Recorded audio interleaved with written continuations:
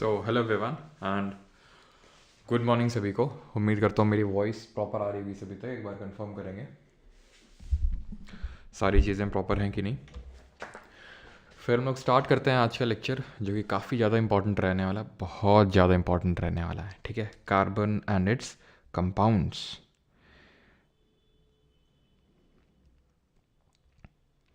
एक बार कंफर्म करेंगे सारी चीज़ें प्रॉपर हैं कि नहीं। फिर हम लोग स्टार्ट करते हैं। How are you sir? I am fine. चलो भाई, तो स्टार्ट करें। Carbon and its compound, lecture number 7th, कार्बन व उसके यौगिक। ठीक है, तो हम कार्बन की अगर बात करें, सब क्लियर है। सर, बाल बच्चों के साथ संडे मनाने लगे क्या? आपको पाप लगेगा जो संडे के दिन भी क्लास ले रहे हो। अच्छा, क्योंकि अगर हम संडे को क्लास लेते हैं तो फिर मंडे को छुट्टी करते हैं, इसलिए पाप जो है न्यूट्रलाइज हो जाएगा मेरा, है ना। चलो तो स्टार्ट करते हैं। सबसे पहले कार्बन कितना प्रेजेंट है हमारे अर्थ की क्रस्ट में और हमारे एटमॉस्फेयर में। तो एटमॉस्फेयर तो हम लोग पढ़ चुके हैं, 0.036% है हमारे एटमॉस्फेयर में। वहीं अगर हम अर्थ की क्रस्ट में बात करें तो हमारे अर्थ की क्रस्ट में जो पाया जाता है amount of carbon, that is 0.025%। ठीक है, कितना क्रस्ट पाया जाता है? 0.025%। इज़ दैट क्लियर कि कार्बन है कितना हमारे आसपास। एक तो अर्थ की क्रस्ट पढ़ा है, ज्योग्राफी हम लोग पढ़ चुके हैं। क्रस्ट क्या होता है? क्रस्ट होता है हमारी अर्थ की जो 3 लेयर होती हैं, उसका सबसे टॉप मोस्ट पार्ट होता है, उसको हम क्रस्ट बोलते हैं। क्रस्ट सबसे टॉप मोस्ट होती है, मैंटल बीच वाली होती है, कोर सबसे अंदर वाली होती है। क्या? लेयर। ठीक, तो उसमें 0.025 हमें देखने को मिलता है परसेंटेज के टर्म्स में कार्बन।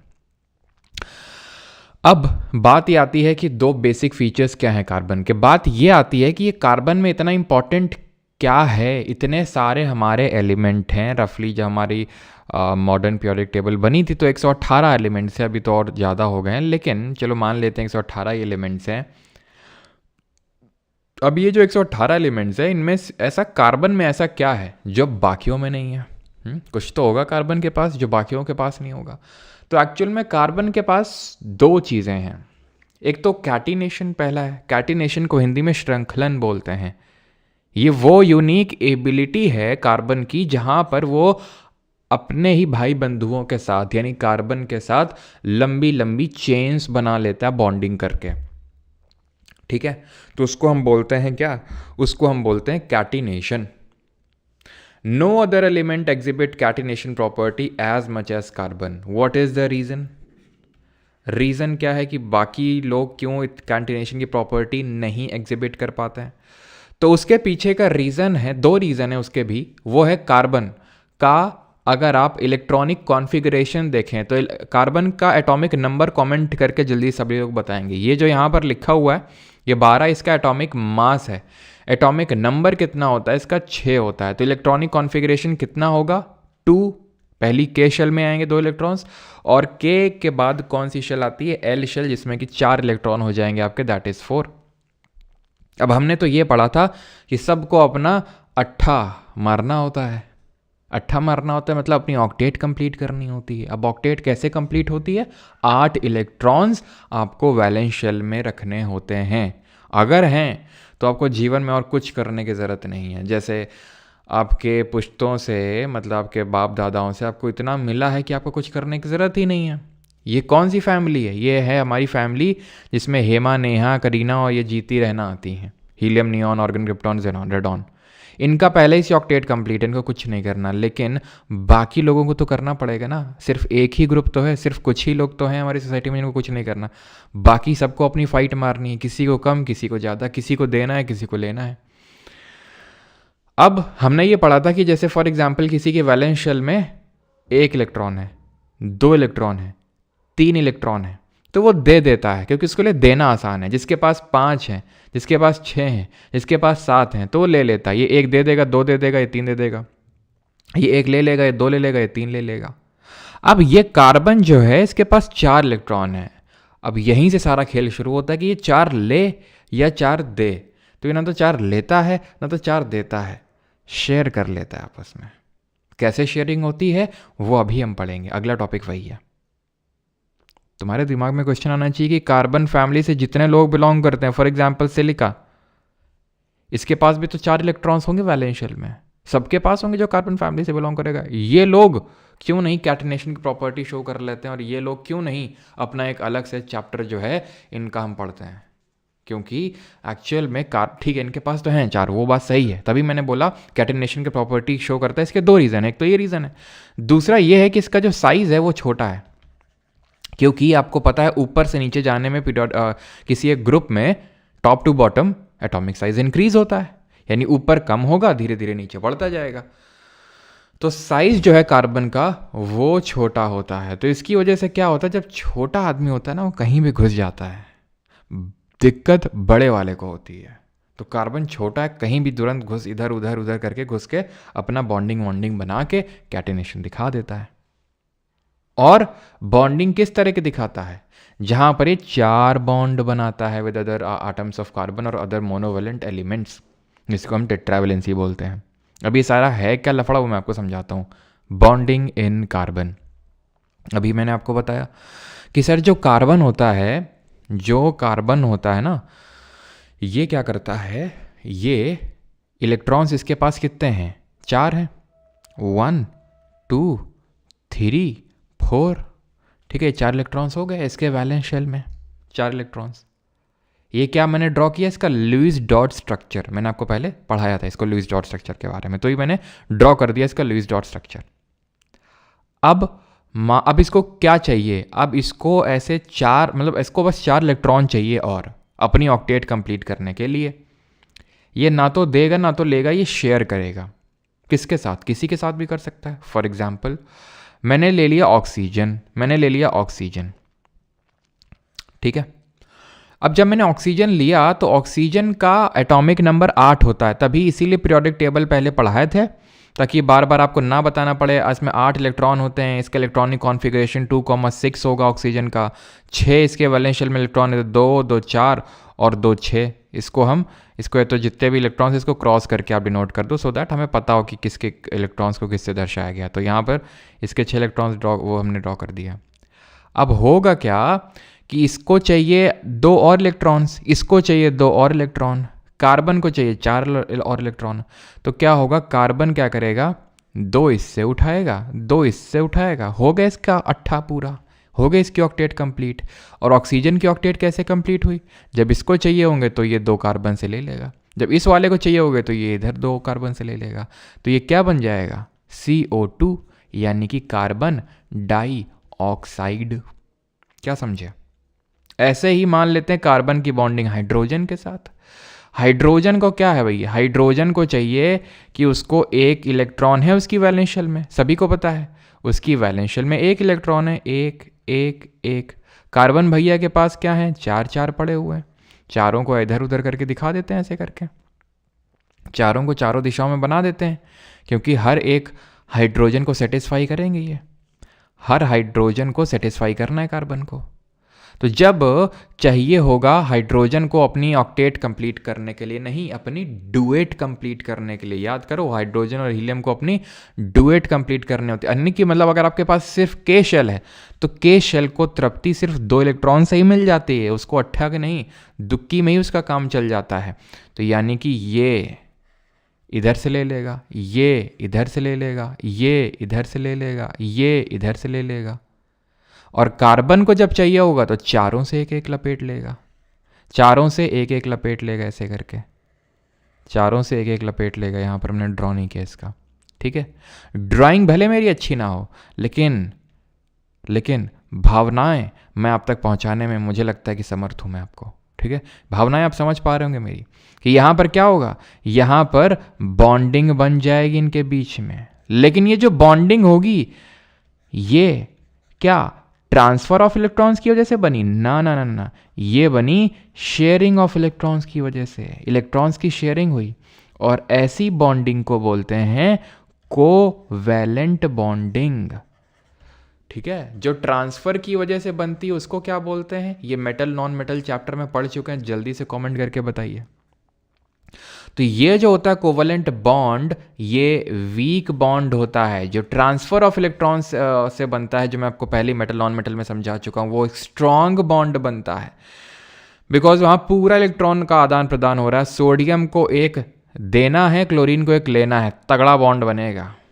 यहाँ पर वीक बॉन्ड बनेगा। तो इसलिए इनका जो बॉइलिंग पॉइंट और जो मेल्टिंग पॉइंट होगा एज कंपेयर टू जो हमारे इलेक्ट्रोवेलेंट या आयनिक कंपाउंड होते हैं, इनका उनके कंपैरिजन में वीक होगा। और यहाँ पर आप देख रहे हैं कि डबल बॉन्ड ही बन रहा है, सिंगल बॉन्ड ही बन रहे हैं। ये होती है टेट्रावैलेंसी। टेट्रावैलेंसी का मतलब होता है 4 बॉन्ड बनाता है कार्बन हमेशा, 1 2 3 4, और हर एक बॉन्ड के एंड्स में, छोरों में एक एक इलेक्ट्रॉन लगा हुआ है, यानी कि 8 इलेक्ट्रॉन्स कार्बन के कंप्लीट हो गए। हर एक बॉन्ड, जब भी कोई बॉन्ड बनाया जाता है, उसका मतलब होता है उसके एंड्स में एक एक इलेक्ट्रॉन लगा हुआ है। क्या आपको बॉन्डिंग समझ में आई या नहीं आई? ऐसा नहीं है कि कार्बन में ही, कार्बन और उसके कंपाउंड्स में ही, ठीक है, कार्बन और उसके कंपाउंड्स में ही सिर्फ, एक सेकेंड,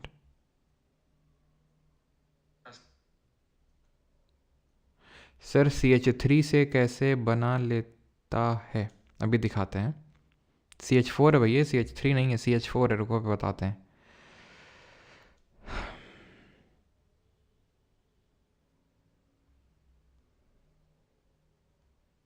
सर एक दिन के लिए छोड़ दिया करो क्लास। बेटा अभी 3 दिन छुट्टी थी बीच में, इसलिए संडे को क्लास है। जैसे एक दिन छोड़ दिया करो बस। संडे का मतलब दिमाग में बिठा के रखा है कि छुट्टी।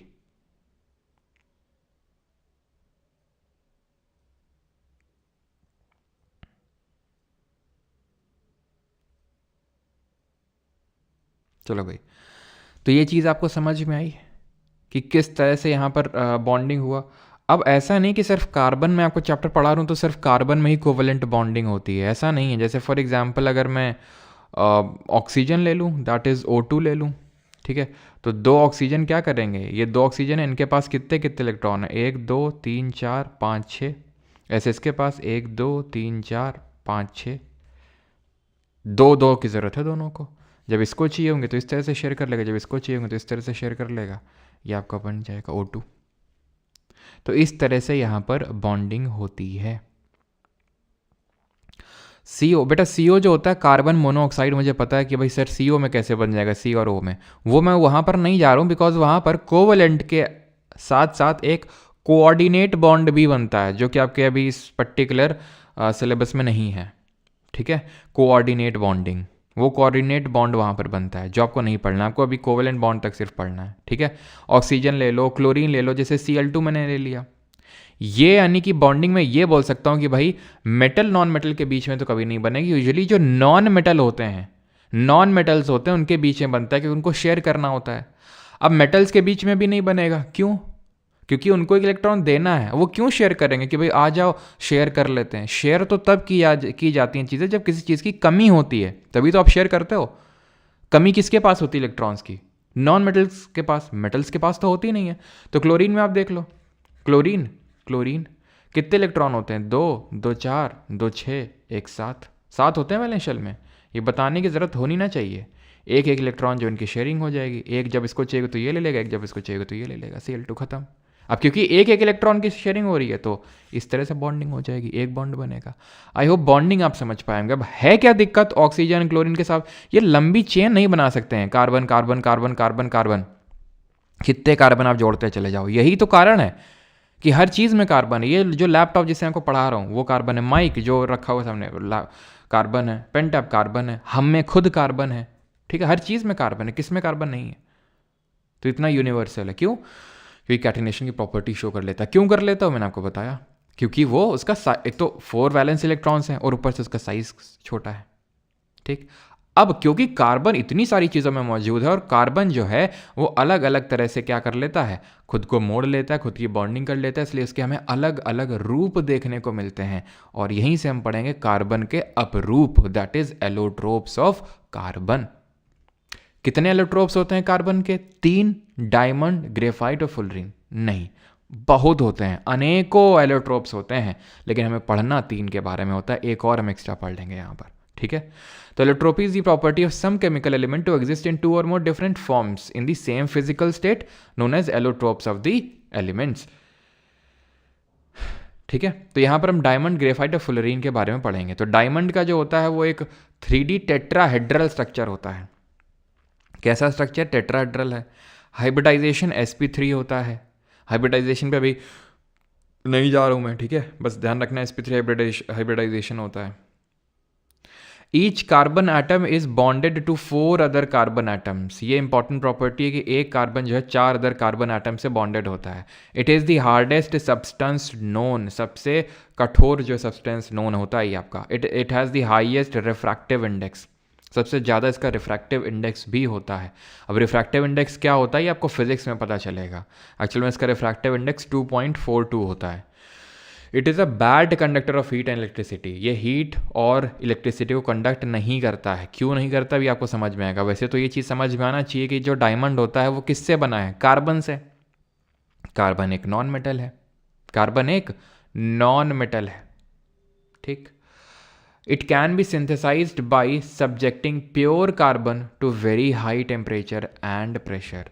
तो ये कैसे बनाया जा सकता है? जब हम प्योर कार्बन को बहुत ज़्यादा प्रेशर और टेम्परेचर देते हैं तो डायमंड बन जाता है। और यही कारण है कि क्यों, ना सिर्फ ये कारण है बल्कि और भी कारण है कि क्यों जो डायमंड है वो बहुत ही महंगा मिलता है, हीरा बहुत ही महंगा मिलता है। क्यों? क्योंकि एक तो अगर उसको बनाना, ठीक है, नेचर में मिल रहा है तो भी नेचर में ऐसा नहीं कि ऐसा का ऐसा निकल आता है। नेचर में बहुत इसमें पॉलिशिंग, कट लगाने पड़ते हैं। आप देख सकते हैं कितने शार्प है जैसे, तभी इसको ग्लास की कटिंग वगैरह में भी यूज़ किया जाता है ना, कटिंग द ग्लास। यहाँ तक कि अभी जैसे हमारे कानपुर में अभी क्या है ना, मेट्रो का काम चल रहा है, तो अंडरग्राउंड मेट्रो बनी है, तो उसमें क्या होता है, अंडरग्राउंड कट्स लगाने के लिए, मतलब बहुत बड़ा बड़ा जो पार्ट ऑफ लैंड होता है ना, उसको अंडरग्राउंड कट करने के लिए बड़ी सी एक मशीन आती है। उसके मशीन के एंड्स में ऐसे ये लगा रहता है, बहुत छोटा छोटा डायमंड लगा रहता है। इतने शार्प होता है वो कि तुरंत काट देता है वो, ठीक है। तो ये शार्प एजेस की वजह से इसको हम ग्लास कटिंग और डिफरेंट चीज़ों की कटिंग में भी यूज़ करते हैं, कंस्ट्रक्शन वर्क में भी।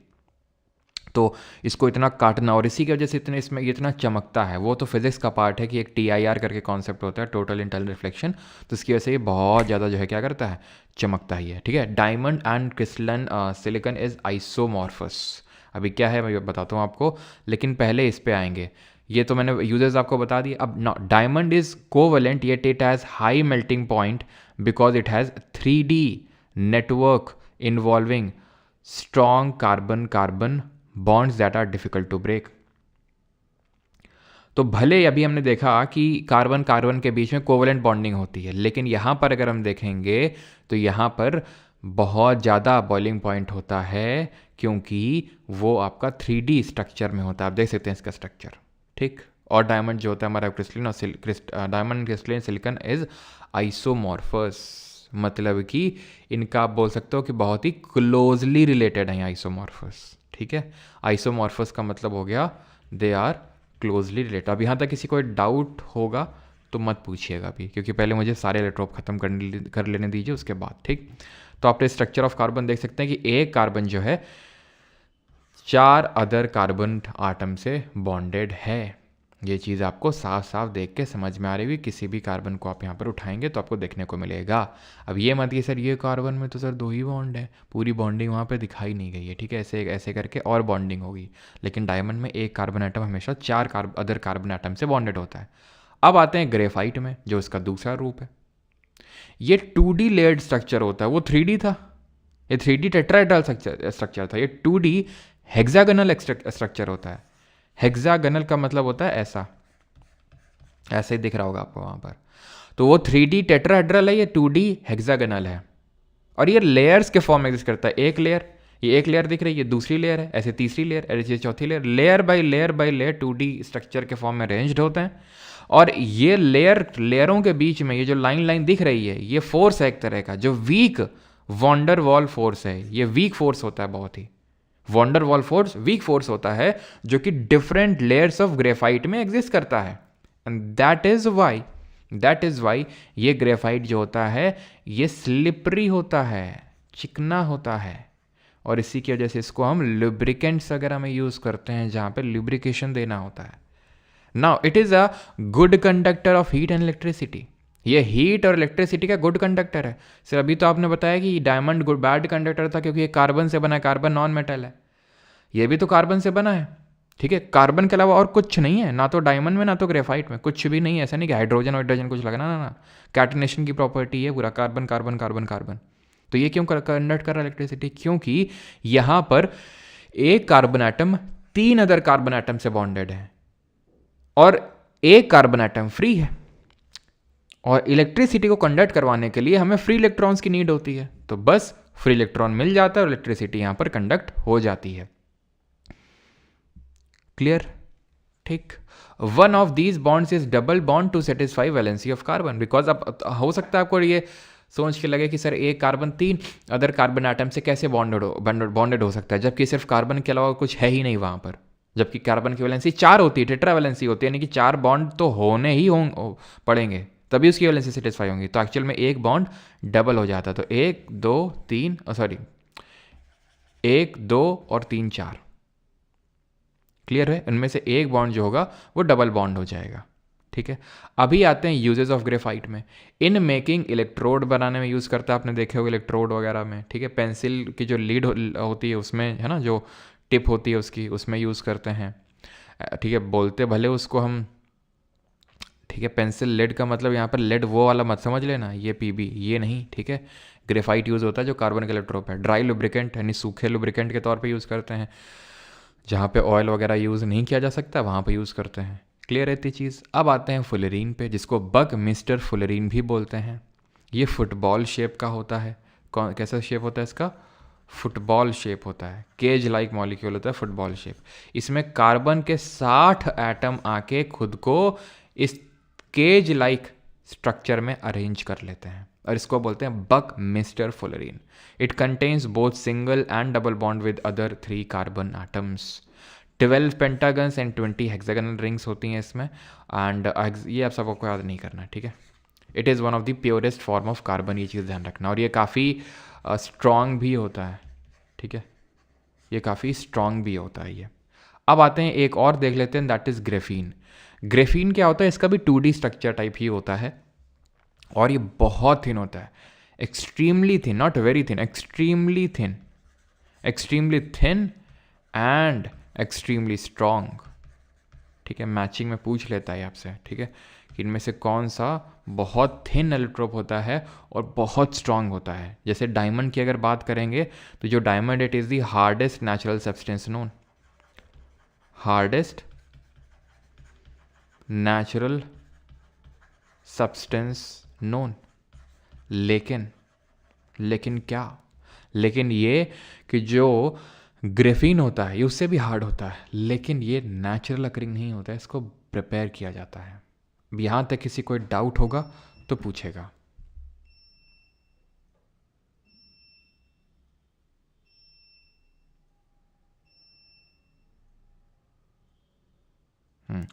सोलर सेल में यूज़ होता है. यस. कानपुर में तो मेट्रो लाल ही होगी. अच्छा, पढ़ लिया बेटा प्राशु, है ना. बार बार अब स्पैम करने की ज़रूरत नहीं है.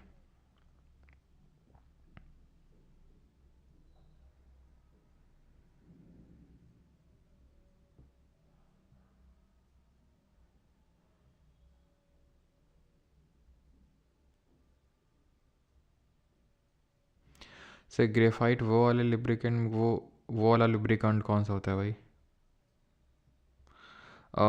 सफिशिएंट तो नहीं है राहुल फिटनेस यूपीएससी प्रीलिम्स के लिए पॉलिटी, लेकिन हाँ आपके बेसिक्स काफ़ी तगड़े कर देगा. और काफ़ी सारे क्वेश्चन इस बार के तो जो हुआ था ना सिविल सर्विसेज का पेपर, उसके तो ऑलमोस्ट सारी क्वेश्चन आप बना सकते हो.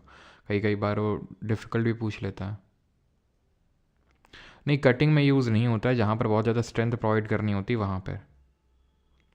लुब्रिकेंट मतलब भाई लुब्रिकेंट नहीं पता क्या तुम लोगों को? हैं? क्यों? लुब्रिकेंट का मतलब होता है जहाँ भाई चीज़ें चिकनी करनी होती है. जैसे मशीन होती हैं तो मशीन के पार्ट जो होते हैं वो काफ़ी चले रफ़ हो जाते हैं. तो ग्रीस वगैरह का कभी देखे हो? ग्रीस लगा दिया, साइकिल की चेन जब उतर जाती थी, है ना, तो ग्रीस लगाते थे सो दैट अच्छे से चले. तो वही तो लुब्रिकेंट होता है. ग्रीस हो गया आपका, वो जो मूवमेंट को फैसिलिटेट करे, बायोलॉजी में पढ़ाया था, ठीक है, कि जो हमारे जॉइंट्स होते हैं उनके बीच में से साइनोवियल फ्लूइड होता है हमारे बोन्स के बीच में, जो एज अ लिब्रिकेंट एक्ट करता है। जब हम धीरे धीरे एजेड होने लगते हैं तो वो गायब होने लगता है, और इसी की वजह से बहुत ज़्यादा फिर दिक्कत होती है बैठने वगैरह में, हमें बुढ़ापे में। क्यों दिक्कत होती है बूढ़े लोगों को? क्योंकि जो लिब्रिकेंट होता है बोन्स के बीच में, वो ख़त्म होने लगता है, साइनोवियल फ्लूइड। खैर, अभी आते हैं टाइप्स ऑफ हाइड्रोकार्बन। लेकिन सर हाइड्रोकार्बन क्या होता है? हाइड्रोकार्बन वो कंपाउंड होते हैं जो हाइड्रोजन और कार्बन से मिल के बनते हैं, उनको हाइड्रोकार्बन बोला जाता है। दो तरह के होते हैं, एक वो जो अभी तृप्त नहीं हुए हैं अनसैचुरेटेड, एक वो जिनको पूरी तृप्ति मिल चुकी है संतृप्त। संतृप्त और असंतृप्त अंतर क्या होता है? सैचुरेटेड वो होते हैं जो सिंगल बॉन्डेड होते हैं, यानी कि उसमें सिर्फ सिंगल बॉन्ड, पूरी चेन में, पूरे उस कंपाउंड में कहीं भी सिंगल बॉन्ड के अलावा कोई और तरह की बॉन्डिंग, और तरह की बॉन्डिंग मतलब डबल या ट्रिपल बॉन्डिंग देखने को नहीं मिलेगी। जिनमें सिंगल बॉन्डिंग होती है उनको एल्केन्स बोलते हैं, या फिर प्यार से इनको पैराफिन बुलाते हैं। ध्यान रखिएगा, पैराफिन वैक्स आपने सुना होगा, बिकॉज वैक्स वगैरह बना लेते हैं इससे। एल्कीन जो होते हैं इनको हम प्यार से, जिनमें डबल बॉन्ड होते हैं, ओलेफिन बुला लेते हैं। और जो एल्काइन होते हैं इनको हम प्यार नहीं करते हैं और प्यार से कुछ नहीं बुलाते हैं, एल्काइन नहीं बुलाते हैं, ठीक है। अब यहाँ पर हम ये देखते हैं कि सैचुरेटेड और अनसैचुरेटेड में अंतर क्या होता है। कैसे पहचानेंगे कोई सैचुरेटेड है, कैसे पहचानेंगे कोई अनसैचुरेटेड है? तो सैचुरेटेड में अभी मैंने बताया एल्केन इसका एग्जाम्पल है। इसका जो जनरल फॉर्मूला होता है वो होता है CnH2n+2। मतलब ये है कि अगर कोई हाइड्रोकार्बन है, हाइड्रोकार्बन मतलब आई अगेन रिपीट, जिसमें सिर्फ हाइड्रोजन और कार्बन ही है और कुछ भी नहीं है उसमें, that is called as hydrocarbon. Carbon hydrogen, तो एक ऐसा हाइड्रोकार्बन जिसमें number of hydrogen number of carbon का दुगना प्लस 2 है, दुगना प्लस 2। जैसे मान लो कार्बन 3 है किसी हाइड्रोकार्बन में और उसमें हाइड्रोजन है 8, दुगना प्लस 2, 3 दूनी 6 प्लस 2, उसको बोलते हैं एल्केन। और अगर दुगना है तो एल्कीन, दुगना -2 है तो एल्काइन। एल्केन है तो single bond ane ane ane, ene yne, ठीक है, क्लियर हो गया, कोई दिक्कत नहीं। सैचुरेटेड और अनसैचुरेटेड, सैचुरेटेड में एल्केन आता है, अनसैचुरेटेड में एल्कीन और एल्काइन आता है, डबल और ट्रिपल वाला आता है। ये बात आपको यहाँ तक क्लियर हो गई होगी। अब हम आएंगे, हम हाइड्रोकार्बन्स की नेमिंग किस तरह से करते हैं, ध्यान से आप समझ लेना, नहीं तो फिर दिक्कत में पड़ जाओगे कि सर ये कैसे हो गया, वो कैसे हो गया। यही बस थोड़ा सा पार्ट अभी जो आने वाला जो 10 मिनट है, थोड़ा सा आपको हो सकता है कि ज़्यादा टेंशन देनी पड़े, ठीक है, थोड़ा सा हो सकता है बोरिंग, वो आपके ऊपर डिपेंड करता है आप कैसे उसको लेते हो, लेकिन ये आप थोड़ा सा ध्यान रख लेना, बिकॉज कभी कभी क्वेश्चन आ जाता है नेमिंग पे, नहीं तो फिर आपको आगे की चीज़ें समझ में नहीं आएंगी। अब यहाँ पर हम नेमिंग किस तरह से करते हैं, तो प्रीफिक्स का यूज़ करते हैं पहले हम। प्रीफिक्स मतलब जो नाम के पहले जोड़ा जाता है, जैसे श्री रविशंकर, तो श्री रविशंकर नाम है और उसके पहले श्री जो जोड़ा गया वो क्या है, वो है उनका प्रीफिक्स। परमार सर, कानपुर वाले, जो कानपुर वाले जो जोड़ा गया ये क्या है, ये सफिक्स है, समझ आए? तो नाम के पहले जोड़ा जाता है प्रीफिक्स, नाम के बाद में जोड़ा जाता है सफिक्स। हम प्रीफिक्स की बात कर रहे हैं। अब एक अगर कार्बन है किसी हाइड्रोकार्बन में तो उसके लिए मिथ का यूज़ करेंगे, 2 है तो इथ का यूज़ करेंगे, 3 है तो प्रॉप का, 4 है तो ब्यूट का, 5 है तो पेंट का, 6 है तो हेक्स का, 7 है तो हेप्ट, 8 है तो ऑक्ट, 9 है तो नॉन, 10 है तो डेक। आगे भी है, 11 है तो अनडेकेन, 12 है तो डूडेकेन, 13 है तो ट्राइडेकेन, 14 तो टेट्राडेकेन, 15 है तो पेंटाडेकेन, 16 है तो हेक्साडेकेन, 17 है तो हेप्टा, 18 है तो ऑक्टा, 19 है तो नोना, 20 है तो आइको। आगे बस बेटा, अब आगे नहीं बढ़ना है और इस गाने को यहीं पे रोक देना है अभी। वैसे तो आपको ये रटे हुए होने चाहिए और आप में से काफ़ी लोग को आता भी होगा, नहीं आता होगा तो 2 मिनट देखोगे ढंग से तो आ जाएगा, कोई बड़ी बात नहीं है। यहाँ पे किससे पूछेगा, हाँ पेंटाडेकेन पता चल जाएगा, डेक का मतलब 10 और पेंट का मतलब 15, तो पूछेगा नहीं तुमसे वो, ये पूछेगा तुमसे, ये जिससे कि समझ में ना आए कि कितने कार्बन एटम्स हैं, ठीक है, जिससे कि समझ में ना आए कि कितने कार्बन, जैसे आइकोसेन समझ ही नहीं आएगा यार, अगर नहीं पता होगा। आप में से मैं गारंटी दे के कह सकता हूँ, तो अभी तुम्हें सामने देख रहे हो, चाहे भले तुम 12th तक केमिस्ट्री अच्छे से पढ़ो, तुमने JEE की तैयारी करी हो, ठीक है, मैं हटा देता हूँ कॉमर्स जिन्होंने 10th के बाद साइंस नहीं पढ़ी, मैं सिर्फ उन्हीं की बात कर रहा हूँ 12th तक केमिस्ट्री पढ़ी है। आप में से कितने लोगों को याद था आइकोसेन होता है 20, कितने लोगों को याद था? आप देख के भले बोल सकते हो कि हाँ नहीं हमें याद था, लेकिन जनरली तो आप में से 80 to 90% लोगों को नहीं पता होगा, ठीक है। तो वो यही पूछेगा आपसे, 20 कार्बन लिख देगा, ऐसे नहीं लिख देगा 1 2 3 ऐसे लंबी लंबी चेन नहीं बना देगा, वो ऐसे लिख देगा जैसे मान लो CH3 लिख देगा, CH2 का होल 18, ठीक है, CH3 कितने हो गए, 1 18 19 और 1 20, खत्म 20। तो आपको बताना होगा क्या है ये आइकोसेन। अब ठीक है, अब ये आइको ध्यान रखना, आइकोस नॉन ऑक्टाडेक, ठीक है, ये चीज़ आप ध्यान रखना। अब ये तो हो गया प्रीफिक्स, अब हम सफिक्स क्या इस्तेमाल करेंगे नाम के बाद। अगर ये जनरल फॉर्मूला को फॉलो कर रहा है तो एन यूज़ करेंगे, ये जनरल फॉर्मूला का फॉलो कर रहा है तो इन यूज़ करेंगे, और अगर ये जनरल फॉर्मूला को फॉलो कर रहा है तो आइन यूज़ करेंगे। एन इन आइन डिपेंड करता है जनरल फॉर्मूला क्या है, ठीक। कुछ लिखते हैं, आप बताना इसको क्या बोलेंगे, CH3 CH2 CH3, जल्दी से बताएंगे सभी लोग कमेंट में, इसको मैं क्या बोलूँगा। फिर आप बताना। लो भैया चार्ज कर लो, नहीं तो ये सो जाएंगे जल्दी ही, सुबह सुबह का टाइम है अभी, सोने कहाँ गया ये चार्जर।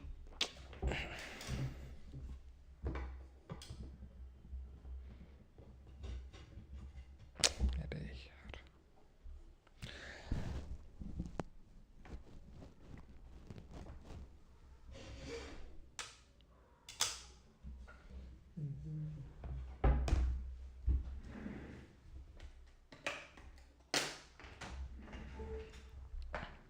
ठीक है।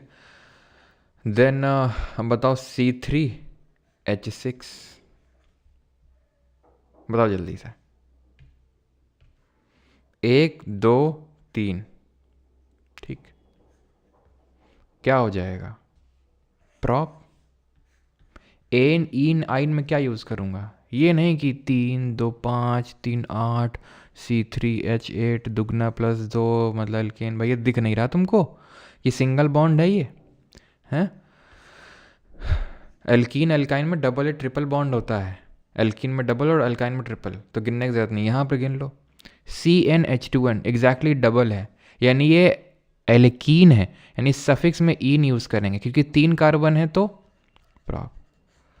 अब ऐसे भी लिख सकते हो, ऐसे भी लिख सकते हो, ऐसे भी पूछा जा सकता है, ऐसे भी पूछा जा सकता है। अंतर क्या होता है, अंतर ये होता है ये कंडेंस्ड फॉर्मूला होता है, ये कंडेंस्ड स्ट्रक्चर है।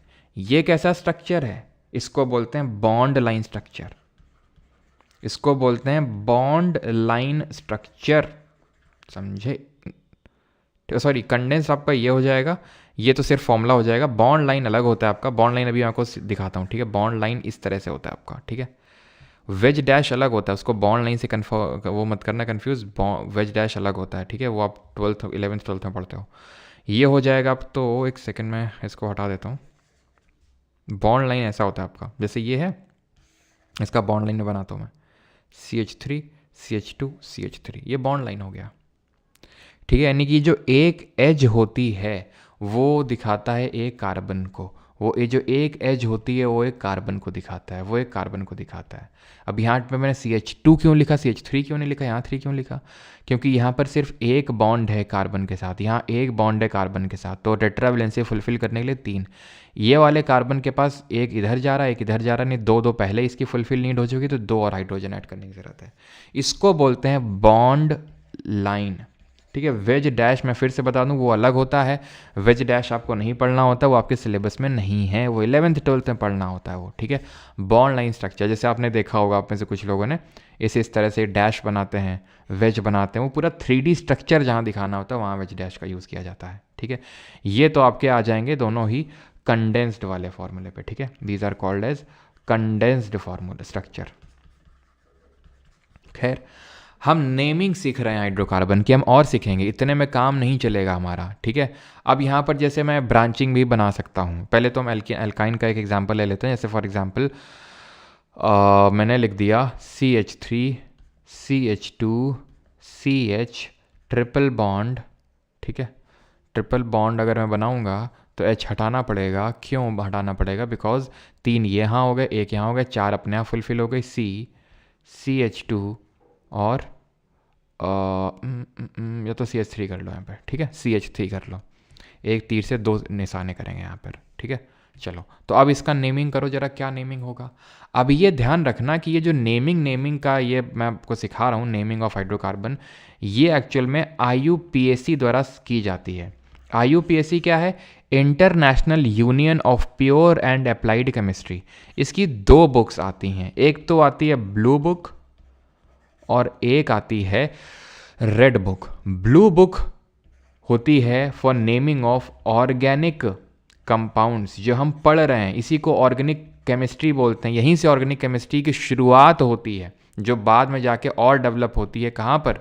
जो जब बाद में डेवलप होती है जाकर 11th और 12th क्लास में। और एक रेड बुक आती है, वो होती है नेमिंग ऑफ इनऑर्गेनिक कंपाउंड, जिसमें कार्बन नहीं होता है, उसको हम इनऑर्गेनिक कंपाउंड बोलते हैं। और सबसे पहले जो है हमारे फ्रेडरिक वोलर जी ने एक इनऑर्गेनिक कंपाउंड से एक ऑर्गेनिक कंपाउंड को सिंथेसाइज किया था। वो क्या था आपका कंपाउंड, जरा कमेंट में बताएंगे। अब इसका नामकरण कैसे करेंगे? तो नामकरण करने के लिए देखिए, एक तो तरीका 1 2 3 4 5 कार्बन है हमारे पास, ठीक है। तो ये बात तो तय है कि पेंट आएगा, ठीक है, पेंट और ईन। लेकिन ये पेंट और आइन, क्योंकि अल्काइन है, 3 बॉन्ड है। लेकिन ये पेंटाइन नहीं सही है। क्यों? क्योंकि इसका जो एक्चुअल में जो है नाम, वो है पेंट 2 आइन। क्यों है भाई पेंट 2 आइन? क्योंकि अब आप मुझे बताओ, एक तो मैंने ये स्ट्रक्चर बना दिया, मैं ऐसे ही बना दूं CH3 CH2 और कितने 5 है ना, 1 2 3 4 5, हाँ, तो 3 हो गए, और C ट्रिपल बॉन्ड CH, ठीक, सेम है, आप देख लो, सेम फॉर्मूला है, आपको देखने को मिलेगा। लेकिन फिर अंतर क्या है दोनों में? कहाँ अंतर आएगा? अंतर सर ये है कि यहाँ बीच में कहीं जाके ट्रिपल बॉन्ड लगा और यहाँ किनारे से लगा हुआ है, तो कुछ तो अंतर होना चाहिए नाम में। ये है पेंटाइन, लेकिन ये जो है ना, ये पेंट 2 आइन है। ये पेंट 2 आइन क्यों है? क्योंकि दूसरे नंबर पे लगा हुआ है ट्रिपल बॉन्ड। सर दूसरे कहाँ? तीसरे पे लगा हुआ है। यही तो गलत है, ऐसे हम नंबरिंग करते ही नहीं। मैंने जानबूझ के यहाँ से करी थी, सो दैट कि आप ये समझो कि जो मैंने लेफ्ट से नंबरिंग करी थी वो गलत है। क्यों? क्योंकि जहाँ पर कोई भी इस तरह का डबल ट्रिपल बॉन्ड लगा होता है, फिर कोई भी फंक्शनल ग्रुप लगा होता है। सर फंक्शनल ग्रुप क्या होता है आगे पढ़ेंगे अभी। तो उसको हमें नज़दीकी पोजीशन देनी होती है। नज़दीकी पोजीशन मतलब शॉर्ट से शॉर्ट। तो दूसरे यहाँ से दूसरे नंबर पे आ रहा है, जब यहाँ से नंबरिंग करेंगे तो तीसरे पे, तो हम दूसरे पे लेंगे। तो पेंट 2 पे आइन लगा हुआ है। अब हम यहीं कर लेते हैं, ब्रांचिंग जरा कर लेते हैं, ब्रांचिंग कर लेते हैं, यानी शाखाएं बना लेते हैं। CH3 CH CH3 CH2 और CH3। अब इसका नाम क्या होगा? इसका नामकरण कैसे करेंगे? तो जब ब्रांचेस निकली होती हैं, शाखा निकली होती हैं, अब हम कोई एक, तो हम सबसे लंबी वाली चेन लेते हैं। और जो ये मिथ इथ प्रिप ये सब यूज़ कर रहे हैं ना, इनको हम ध्यान रखना रूट बोलते हैं। इनको क्या बोलते हैं? रूट। अगर पूछेगा रूट क्या होता है, तो रूट जो सबसे लंबी चेन जब बनाते हैं तो जो प्रीफिक्स यूज़ करते हैं। तो यहाँ पर आप देखिए, ये सबसे लंबी चेन बनेगी जिसमें 1 2 3 4 कार्बन है।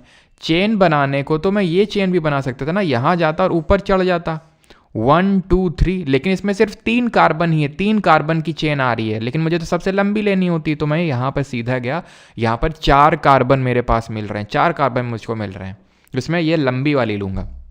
ये मत कर देना कि सर ऐसे करके कर लें तो हैं, ऐसे करके कर लें तो ये CH3 भी ले लें, ये CH और इसका CH3, ऐसे नहीं होता है। डब्बा वब्बा नहीं बनाना होता है ये पूरा, है टेढ़ा मेढ़ा डब्बा नहीं बनेगा, सीधा सीधा डब्बा बनेगा, सीधे सीधा ये चेन्स बनती हैं। ऐसा नहीं कि इसको भी सर इसको भी खोपचे में ले लो, ऐसा नहीं होता है, ठीक है, ऐसा नहीं होगा। तो ये आपकी बन गई सबसे लंबी चेन लेने के बाद ये अलग से क्या हो गया, इसको बोलते हैं एल्काइल ग्रुप। ये ब्रांचिंग हो गई, शाखाएं निकल आई। अब शाखा कितनी बड़ी हो सकती है अभी देखते हैं, ठीक है। तो ये एल्काइल ग्रुप होता है। अब अगर एक एल्काइल ग्रुप है तो इसको मिथाइल बोलते हैं, दो हैं तो इथाइल बोलेंगे, तीन हैं तो प्रोपाइल बोलेंगे, और आगे आपको पता है क्या बोलेंगे, ब्यूटाइल और पेंटाइल। इतना लंबा वैसे पूछेगा भी नहीं आपसे। तो इसका फॉर्मूला क्या होगा, 2 मिथाइल। अब ध्यान रखना, जब कोई एल्काइल ग्रुप, जब ब्रांचिंग होती कोई एल्काइल ग्रुप होता है तो हम पहले उस एल्काइल ग्रुप को मेंशन करते हैं, हम पहले उस एल्काइल ग्रुप को मेंशन करते हैं, देन बाद में सफिक्स जो भी एन ईन आइन है उसको यूज करेंगे। 2 मिथाइल कितने कार्बन है, 4, ब्यूट, एल्केन एल्कीन एल्काइन है, सब सिंगल बॉन्ड है तो एल्केन है। फॉर्मूला भी चेक कर सकते हैं सर आप इसमें, ठीक है, कि कितना निकल के आ रहा है। फॉर्मूला भी आपका जैसे 1 2 3 4 कार्बन है, 5 कार्बन है एक्चुअल में इस पूरी रिंग में, पूरे स्ट्रक्चर में 5 कार्बन है, और कितने हाइड्रोजन होंगे आप गिन लो, 2 और डबल और +2 होगा, 3 3 6 1 7 2 9 और 3 12, तो एल्केन है, CnH2n+2। और जो एल्काइल ग्रुप होगा उसको हम पहले लिखेंगे। अब ये चीज़ आपको समझ में आई कि मैंने यहाँ से नंबरिंग क्यों नहीं करी 1 2 3, क्योंकि यहाँ से एल्काइल ग्रुप 3 में पड़ता, मुझे जल्दी वाले में पढ़वाना है जहाँ से शॉर्टेस्ट में पड़ेगा। 1 का जरा आप कर दो, CH3, ठीक है, ज़्यादा कॉम्प्लेक्स नहीं करते हैं, चलो बना ही देते हैं कॉम्प्लेक्स, देखते हैं कितने लोग करेंगे। CH2 CH2 CH3, एक सेकंड रुको,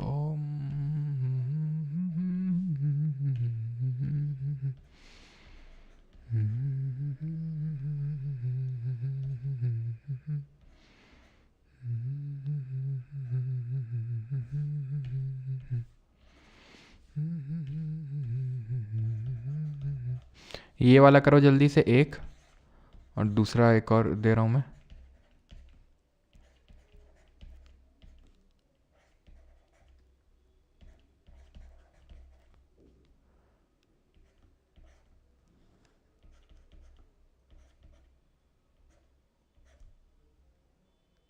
चलो करो जल्दी से दोनों को, देखते हैं किसका।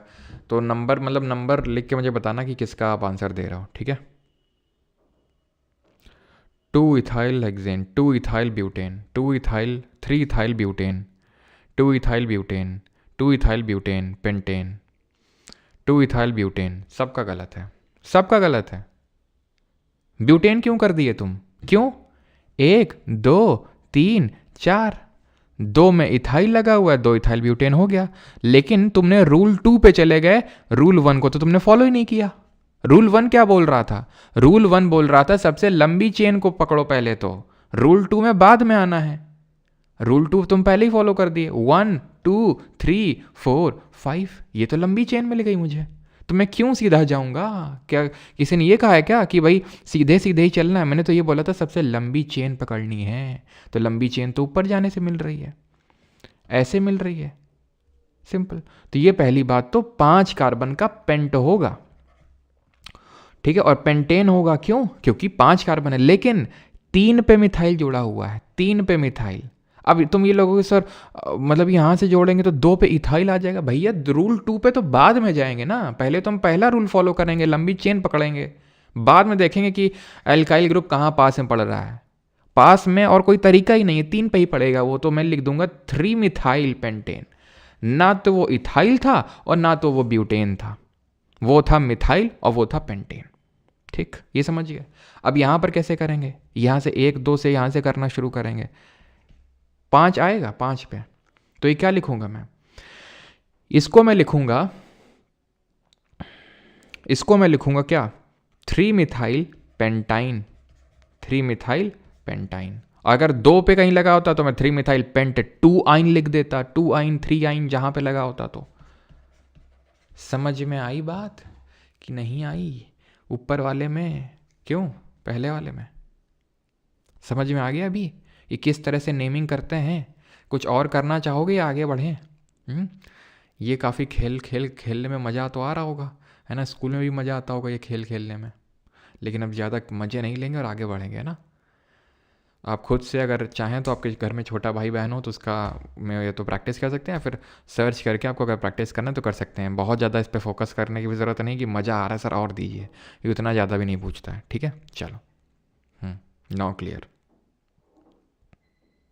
चलो अभी आते, क्योंकि देखो ये IUPAC ना, ये तो मैं आपको एकदम अभी बेसिक लेवल के समझा रहा हूँ, मैं बहुत तगड़े लेवल पे जाती है, अभी बहुत तगड़े लेवल पे जाती है। ठीक है, तो वो भी उस पर नहीं जाएंगे हम, जितना हमारे बेसिक एग्ज़ाम का काम चल जाएगा उतना ही हमें करना है। ठीक है, हमें बिल्कुल PhD नहीं करनी उस पर। अभी हम 11th 12th के लिए अगर पढ़ रहे होते हैं और अगर SSC जाएगा भी, SSC तो आप जान ही रहे हैं क्या लेवल है क्वेश्चन का भी, तो जब जाएगा तो हम वो भी पढ़ेंगे। खैर अभी आते हैं हम फंक्शनल ग्रुप्स पे। फंक्शनल ग्रुप क्या होता है?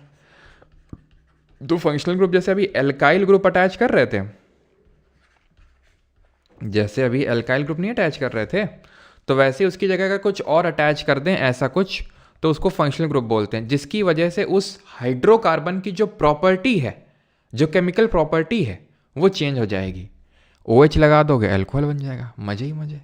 CHO लगा दोगे एल्डिहाइड बन जाएगा, ये लगा दो कीटोन बन जाएगा, COOH लगा दोगे एसिड बन जाएगा, ईस्टर बन जाएगा, जो कि स्वीट स्मेलिंग कंपाउंड होते हैं, जो डिफरेंट फ्लेवर की आइसक्रीम और ये सब आती हैं, वो क्या होते हैं? ईस्टर्स ही होते हैं सर। वो वनीला फ्लेवर, ये फ्लेवर, वो फ्लेवर, ऐसे थोड़ी ना मैंगो डाला जा रहा है उसमें। मैंगो उसमें 0.00001% भी नहीं होगा, वो सब ईस्टर्स होते हैं, आपके स्वीट स्मेलिंग कंपाउंड होते हैं। तो ये अटैच करके फंक्शनल जो इनकी प्रॉपर्टी होती है वो चेंज की जाती है, तो इसीलिए इनको बोलते हैं फंक्शनल ग्रुप्स।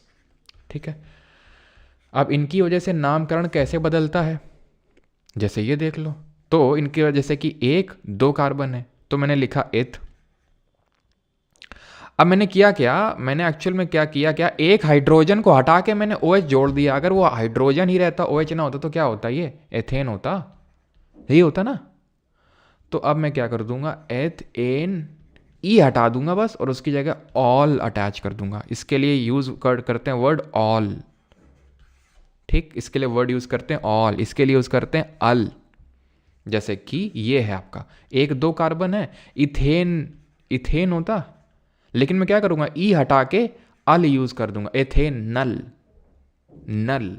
नल को चलाओ, पानी निकालो। ठीक है, कीटोन, इसमें हम यूज करते हैं ओन सफिक्स का यूज करते हैं, ओन सफिक्स का यूज करते हैं। 1-2-3 है, 1-2-3 है। ये जो ओन है ना कीटोन, ये 3 कार्बन के अलावा बन ही नहीं सकता, 3 कार्बन से कम में बन ही नहीं सकता, 2 कार्बन में बन ही नहीं सकता। ये जैसे 2-2 कार्बन में काम हो गया, तो यहाँ 2 कार्बन में काम ही नहीं बनेगा। क्यों? क्योंकि एक्चुअल में ये ऐसे बनता है, C डबल बॉन्ड O होता है। तो जब C डबल बॉन्ड O है, आसपास कार्बन लगे हुए होने चाहिए, आसपास कार्बन लगे हुए होने चाहिए। तो भाई मिनिमम जो शॉर्टेस्ट कीटोन पॉसिबल है वो प्रोपेनॉन है। 3 कार्बन है तो मैं लिखूंगा प्रोपेन लिखता मैं प्रोपेन, लेकिन क्या करूंगा, ई हटा के सफिक्स ओन इस्तेमाल कर दूंगा, तो प्रोपेन नॉन। यहां पर क्या है, 1-2 है, तो ये इथेन होता इथेन, लेकिन ई हटा के क्या कर दूंगा, ओइक एसिड कर दूंगा, इथेन ओइक एसिड, ओइक होता है। इसके लिए ईस्टर क्या होगा, ये 1-2-3 है आपका, तो क्या हो जाएगा, इसको एसीटेट 8 यूज करते हैं यहां पर वर्ड। ठीक है, ये है ईथर, ये ईथर होते हैं। अब ईस्टर और ईथर में क्या अंतर होता है? ईस्टर जो होता है आपका COOR होता है, फंक्शनल ग्रुप जो होता है COOR होता है। यहां पर जो होता है ये इस तरह से होता है ROR। अब मुझे पता है कि पक्का आपके दिमाग में डाउट आ रहा होगा कि सर ये भी तो कीटोन भी तो ऐसे ही था, बीच में O लगा हुआ था, तो सर यहां पर जैसे ये है ना एसीटोन, तो इसका स्ट्रक्चर ये होगा कुछ, जहां पर कार्बन में लगा हुआ है डबल बॉन्ड, कार्बन में लगा हुआ है ऑक्सीजन, यहां पर डायरेक्टली कार्बन से लगा सिंगल, ऐसे आप समझ लो, जैसे मान लो लिख दो CH3C और CH2 लिख दूं। ठीक है, एक सेकेंड, यहाँ पर चलो वैलेंसी बाद में फुलफिल कर लेंगे। ये हो गया आपका, ठीक है, सी इस तरह से। अब वैलेंसी फुलफिल कर लो, CH2 CH2 CH3। तो आप देख रहे हैं कार्बन से ऑक्सीजन अटैच है, 2 कार्बन एक O को जो है साथ में संभाल रहे हैं, 2 कार्बन जो है एक ही ऑक्सीजन से मजे ले रहे हैं। यहाँ पर एक कार्बन अकेले मजे ले रहा है ऑक्सीजन के साथ, किसमें, कीटोन में। समझ में आई ये बात? समझ में आई ये बात कि नहीं आई? ठीक है, तो यहाँ पर सफिक्स मैंने बता दिया, ऑल, अल, ऑन, ओइक, ठीक है। और यहाँ पे हम यूज़ करते हैं O8, ठीक है, या फिर 8 सिंपल यूज़ कर लेते हैं, जो ईस्टर्स होते हैं आप यहाँ पर देख पा रहे हैं, जैसे मिथाइल एसीटेट है, ठीक है, मिथाइल एसीटेट, तो O8 हम यूज़ कर लेते हैं यहाँ पर जो सफिक्स होता है। और यहाँ पर यूजुअली हम यूज़ करते हैं क्या, प्रीफिक्स यूज़ करते हैं यहाँ पर डाई, ठीक है, जैसे डाई मिथाइल ईथर, कितने अल्काइल ग्रुप अटैच्ड हैं ऑक्सीजन के एंड में, तो उससे हम इसके लिए प्रीफिक्स का यूज़ करते हैं डाई, ठीक है। यहाँ पर हम सफिक्स का ना यूज़ करके प्रीफिक्स यूज़ करते हैं। खैर अब छोड़ दो आप ये, ठीक है, क्लियर यहाँ तक फंक्शनल ग्रुप। अब ये होमोलॉगस सीरीज़ क्या चीज़ होती है?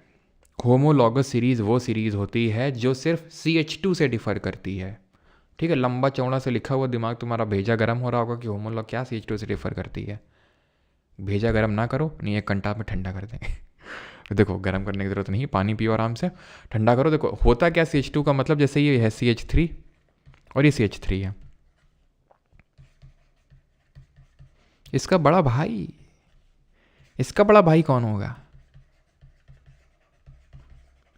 बस बड़े भाई होते हैं, CH2 CH2 CH2 CH2 जोड़ते जाओ, बड़े भाई मिलते जाएंगे, उन्हीं को होमोलॉगस सीरीज बोलेंगे। जैसे फॉर एग्जांपल ऐसा नहीं एल्केन बनता है, जैसे मान लो CH3 CH डबल बॉन्ड, 2 3 4, ठीक है, CH3, ठीक, CH3, कहीं भी CH2 और जोड़ दो। मैंने क्या किया, मैंने बस CH2 और ऐड कर दिया, एक और CH2 जोड़ दो, एक और CH2, वो होमोलॉगस सीरीज, बहुत आसान है। They differ by mass by 14 unit, मतलब कार्बन का एटॉमिक मास 12, इसका 1, तो 2 है, तो 2 14 मास से डिफर करेगा सब, यानी दोनों के मास में 14 का डिफरेंस होगा। बस CH2 जोड़ते जाओ किसी सीरीज में, वो आपका होमोलॉगस सीरीज बन जाएगा, as simple as that. Isomer क्या होते हैं? आइसोमर जैसे आइसोटोप, आइसोबार, आइसोटोन पढ़े थे। आइसोटोप क्या होते हैं? Same atomic number different atomic mass. Isobar same atomic mass different atomic number. Isotone same क्या, न्यूट्रॉन नंबर। तो आइसोमर में भी कुछ सेम होगा ना, सेम केमिकल फार्मूला लेकिन डिफरेंट स्ट्रक्चर। जैसे कि यहाँ पर आप देखिए सर, CH3 CH2 और CH2 और CH3, ठीक। फार्मूला बताओ क्या होगा? ब्यूटेन है, कहीं डबल बॉन्ड तो दिख नहीं रहा, देख लो, C4H10 आएगा, ठीक। क्या मैं इसको ऐसे लिख सकता हूँ? टेल मी गाइस, क्या मैं इसको ऐसे लिख सकता हूँ? अगेन आप पाओगे C4H10 है, लेकिन क्या इसका जो नेम है क्या वो सेम रहेगा? नो, फार्मूला सेम है, केमिकल फार्मूला सेम है, नाम अलग हो जाएगा। ये क्या है? ये है ब्यूटेन। ये क्या है? ये है 1 2 3 2 मिथाइल प्रोपेन। फॉर्मूले में क्या कोई चेंज है क्या? नहीं। स्ट्रक्चर में क्या चेंज है? बिल्कुल चेंज है। नाम में क्या चेंज है? बिल्कुल चेंज है, ठीक है। मुझे वो याद आ रहा है, कहाँ जगह है? बहुत जगह है। अरे कहाँ जगह है? अरे बहुत जगह है। ठीक है, तो CH3 CH2 CH3 क्या है? ये ब्यूटेन ही है। हम पेंटेन बनाएंगे, एक और कदम आगे बढ़ेंगे, ठीक। अब इसके मैं कितने आइसोमर बना सकता हूँ? तो भैया CH3 बना लो, यहाँ CH रख लो, यहाँ पे CH3 जोड़ दो, CH2 कर लो, CH3 जोड़ दो, ठीक। यहाँ पर मैं ऐसे कर देता हूँ, ठीक है, CH3 CH और CH2 CH3 और यहाँ पर CH3,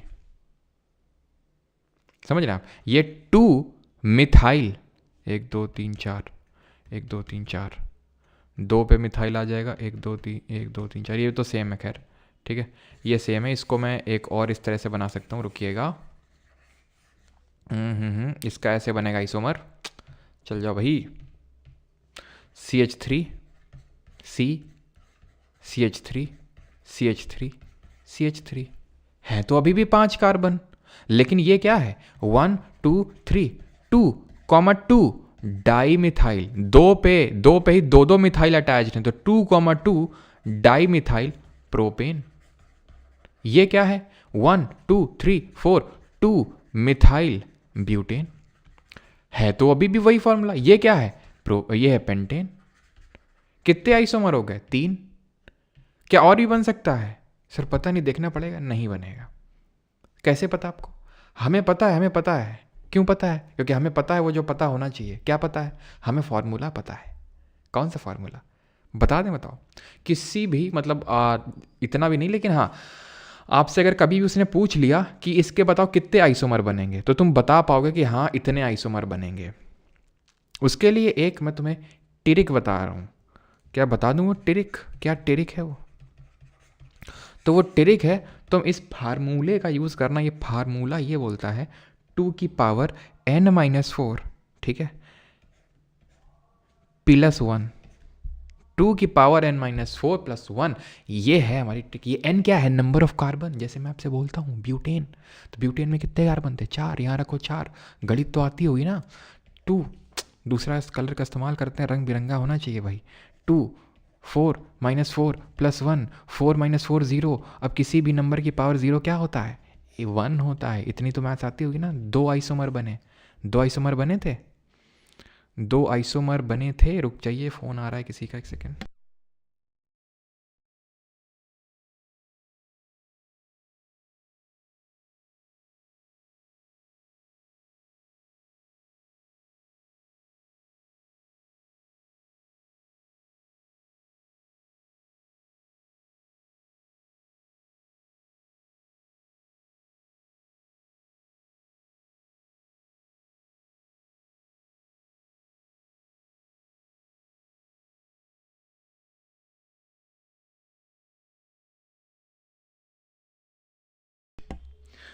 ठीक है,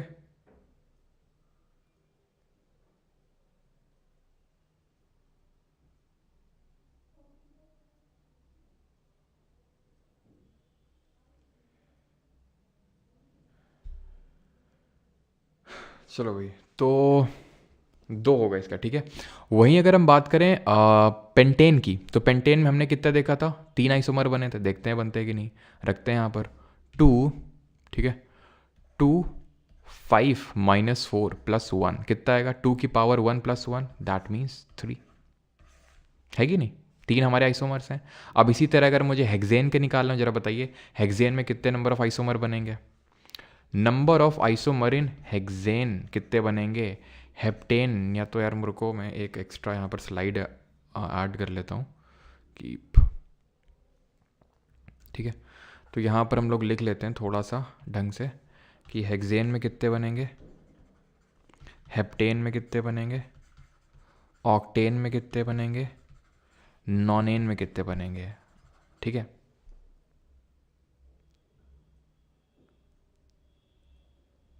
चलो, तो हेक्सेन में 2 की पावर 6 -1 कितना आ जाएगा? 2 की पावर 6, क्या लिख रहा हूँ मैं, 2 की पावर 6 -4 +1, ठीक है, +1, यही तो फॉर्मूला था, यानी 2² +1। यहाँ पर 2 की पावर 7 -4 +1, यानी कि 2³ +1। यहाँ पर क्या होगा? यहाँ पर होगा 2 की पावर 8 -4 +1, दैट मीन्स 2 की पावर 4 +1। यहाँ पर क्या होगा? 2 की पावर 9 -4 +1, दैट मीन्स 2 की पावर 5 +1। 2 दूनी 4, 1 5 बनेंगे यहाँ पर आइसोमर। 2 दूनी 4, 1, 2 दूनी 4, दूनी 8, 1 9 यहाँ पर आइसोमर बनेंगे। अब यहाँ पर 2 दूनी 4, दूनी 8, दूनी 16, 1 17, 17 +1 यानी 18 आइसोमर बनेंगे, मुझे पता है। ठीक है, रुक जाओ यहाँ पर। और 2 की पावर 5 कितना होता है? तो 2 दूनी 4, दूनी 8, दूनी 16, दूनी 32, 32 +1 33, 33 +1, ठीक है। इस तरह से मैं लिखता हूँ 32 +1, यहाँ पर लिख देता हूँ नहीं तुम कंफ्यूज हो जाओगे, ठीक है। 16 +1 +1, ठीक है। यहाँ पर 32 +1 +2, थोड़े एक्सेप्शन आप बोल सकते हो कि हेप्टेन तक तो ना होगा, लेकिन ऑक्टेन में आके आपको एक और ऐड करना होगा। एक्चुअल में 18 आइसोमर होते हैं ऑक्टेन के। नॉनेन के जो आइसोमर होते हैं वो 35 आइसोमर होते हैं, यानी कि 2 की पावर 4 16 हुआ था, 16 में एक जोड़ा था। ये फॉर्मूला पूरा हमारा ये था। इसके फॉर्मूले के अलावा हमें एक और जोड़ देना है। जब आप एक और स्टेप आगे बढ़ोगे यानी नॉन एन में आओगे तो फॉर्मूले में 2 और जोड़ देना है। अब बोलोगे सर ये थोड़ा सा डिफिकल्ट हो रहा है। बेटा डिफिकल्ट हो रहा है तो बना के देख लो, ठीक है। अगर दिक्कत आ रही है तो बना के आप देख लो। 32 आइसोमर 35 आइसोमर बनाओ बैठ के, ठीक। और वहाँ पे आराम से एग्जाम में बैठना। पूरा इंग्लिश मैथ रीजनिंग सब छोड़ देना, जीके के भी सारे क्वेश्चन आइसोमर ही निकालना बैठ के तुम फिर वहाँ पे, ठीक। क्लियर? हाँ, अगर तुमको लग रहा मज़ा नहीं है ना बेटा, कोई बात नहीं, तो तुम 35 आइसोमर बनाओ आराम से, ठीक है। क्लास अभी छोड़ो, आइसोमर ही बनाओ बैठ के, कोई दिक्कत वाली बात नहीं है ना। फार्मूला फेल हो गया तो फिर अगर तुम्हारे ऐसा लग रहा हो कि भाई जनरल फार्मूला हम बना सकते हैं तो इस पर आविष्कार किया जाए, ठीक है। जिसको भी दिक्कत आ रही है, और आविष्कार करके अगर आपको कोई जनरल फार्मूला मिले कि ये सब में एप्लीकेबल है तो हमें भी बता दीजिएगा, अगली बार से वही पढ़ाई करेंगे, ठीक है। अभी तक तो हमारी यही हाथ लगा है, ठीक है। और बाकी आपको अगर दिक्कत है फॉर्मूले से तो आप बना के आइसोमर देखिए, मज़ा आएगा उसमें, अलग ही आनंद आएगा, ठीक है।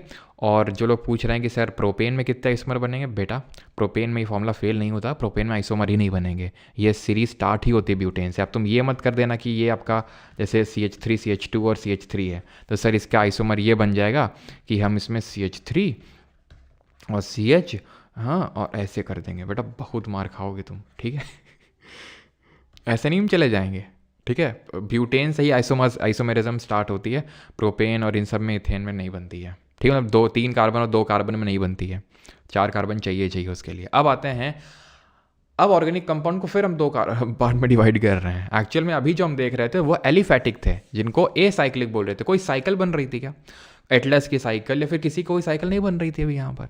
अब यहाँ साइकिल बनेगी, ठीक है। साइकिल क्या होता है, क्लोज्ड लूप बनता है। जहाँ पर क्लोज लूप कैसा भी बने, ऐसा बने, क्लोज्ड बंद हो जाना चाहिए, बस वो बंद हो गया तो साइक्लिक, और खुला हुआ है तो वो ए साइक्लिक या फिर एलिफैटिक। साइक्लिक है तो इस तरह की साइकिल बनाएगा, ठीक है।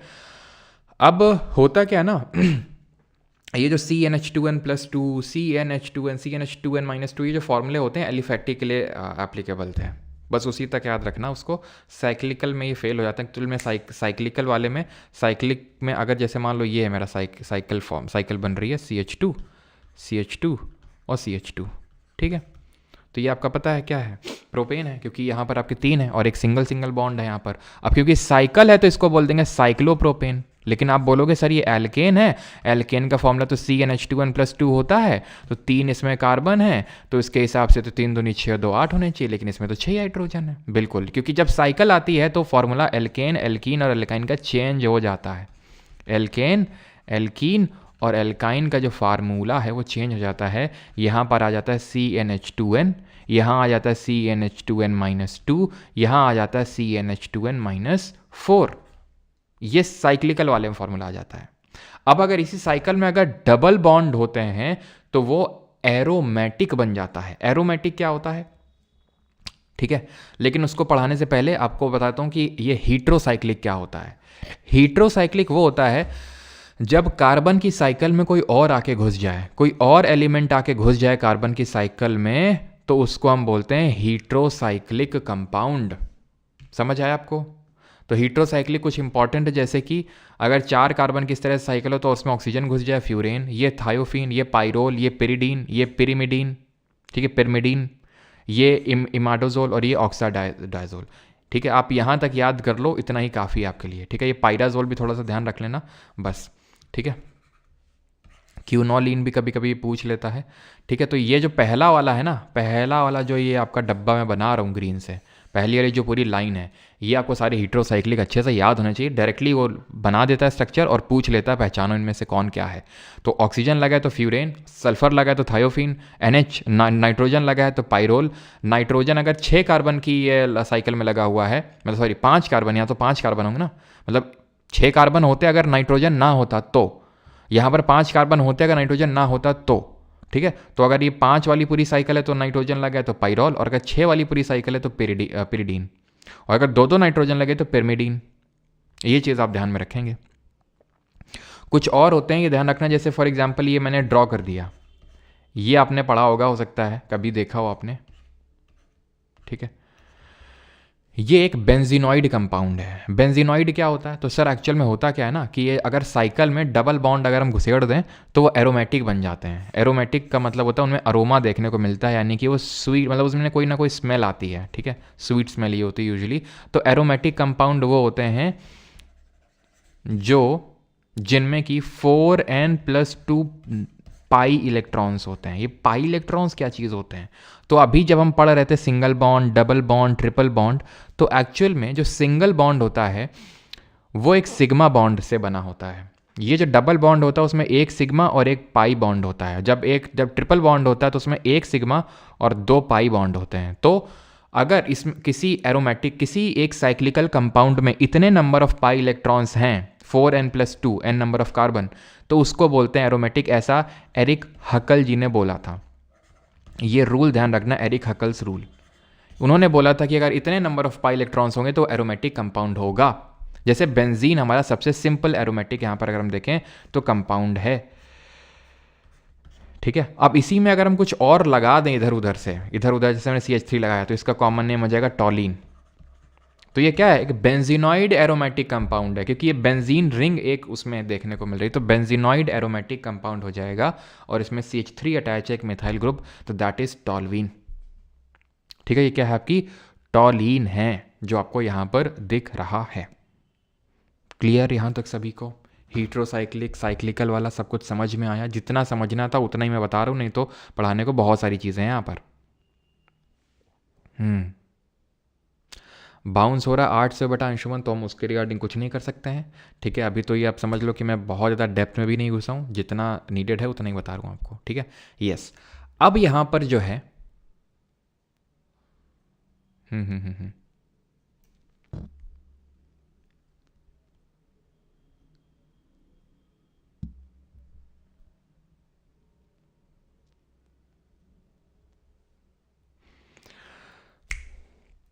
चलो अब हम थोड़ा सा हल्का काम कर लेते हैं। अगर तुम्हारा दिमाग गर्म हो गया है तो ठीक है, इस चैप्टर में दिमाग गर्म होता ही होता है सबका, हर बार होता है। पहले बैच में भी हुआ था, दूसरे में भी हुआ था, तीसरे में भी हो रहा है।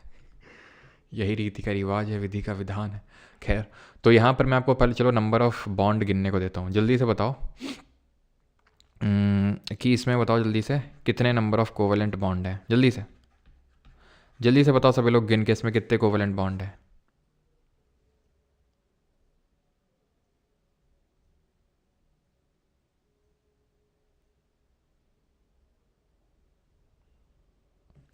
ठीक है, जल्दी से। CH3 CH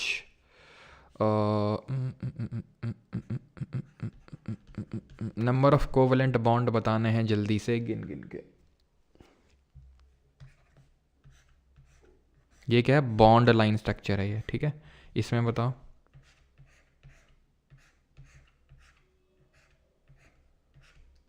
इसी को ध्यान रखना, ऐसे भी बना देते हैं, आपने देखा होगा बेंजीन, ये इसका रेजोनेंस स्ट्रक्चर कहलाता है, लेकिन वो हमें नहीं पढ़ना है अभी, ठीक है। खैर, तो यहाँ पर कितने बॉन्ड हैं सर? इसको हम, अगर मैं आपको समझाने के लिए जा रहा हूँ तो मैं इसलिए इस तरह से बना रहा हूँ, नहीं तो अगर आप प्रो हो जाएंगे तो आप तुरंत बता देंगे गिन के। इस पूरे को मैं ऐसे खोल सकता हूँ,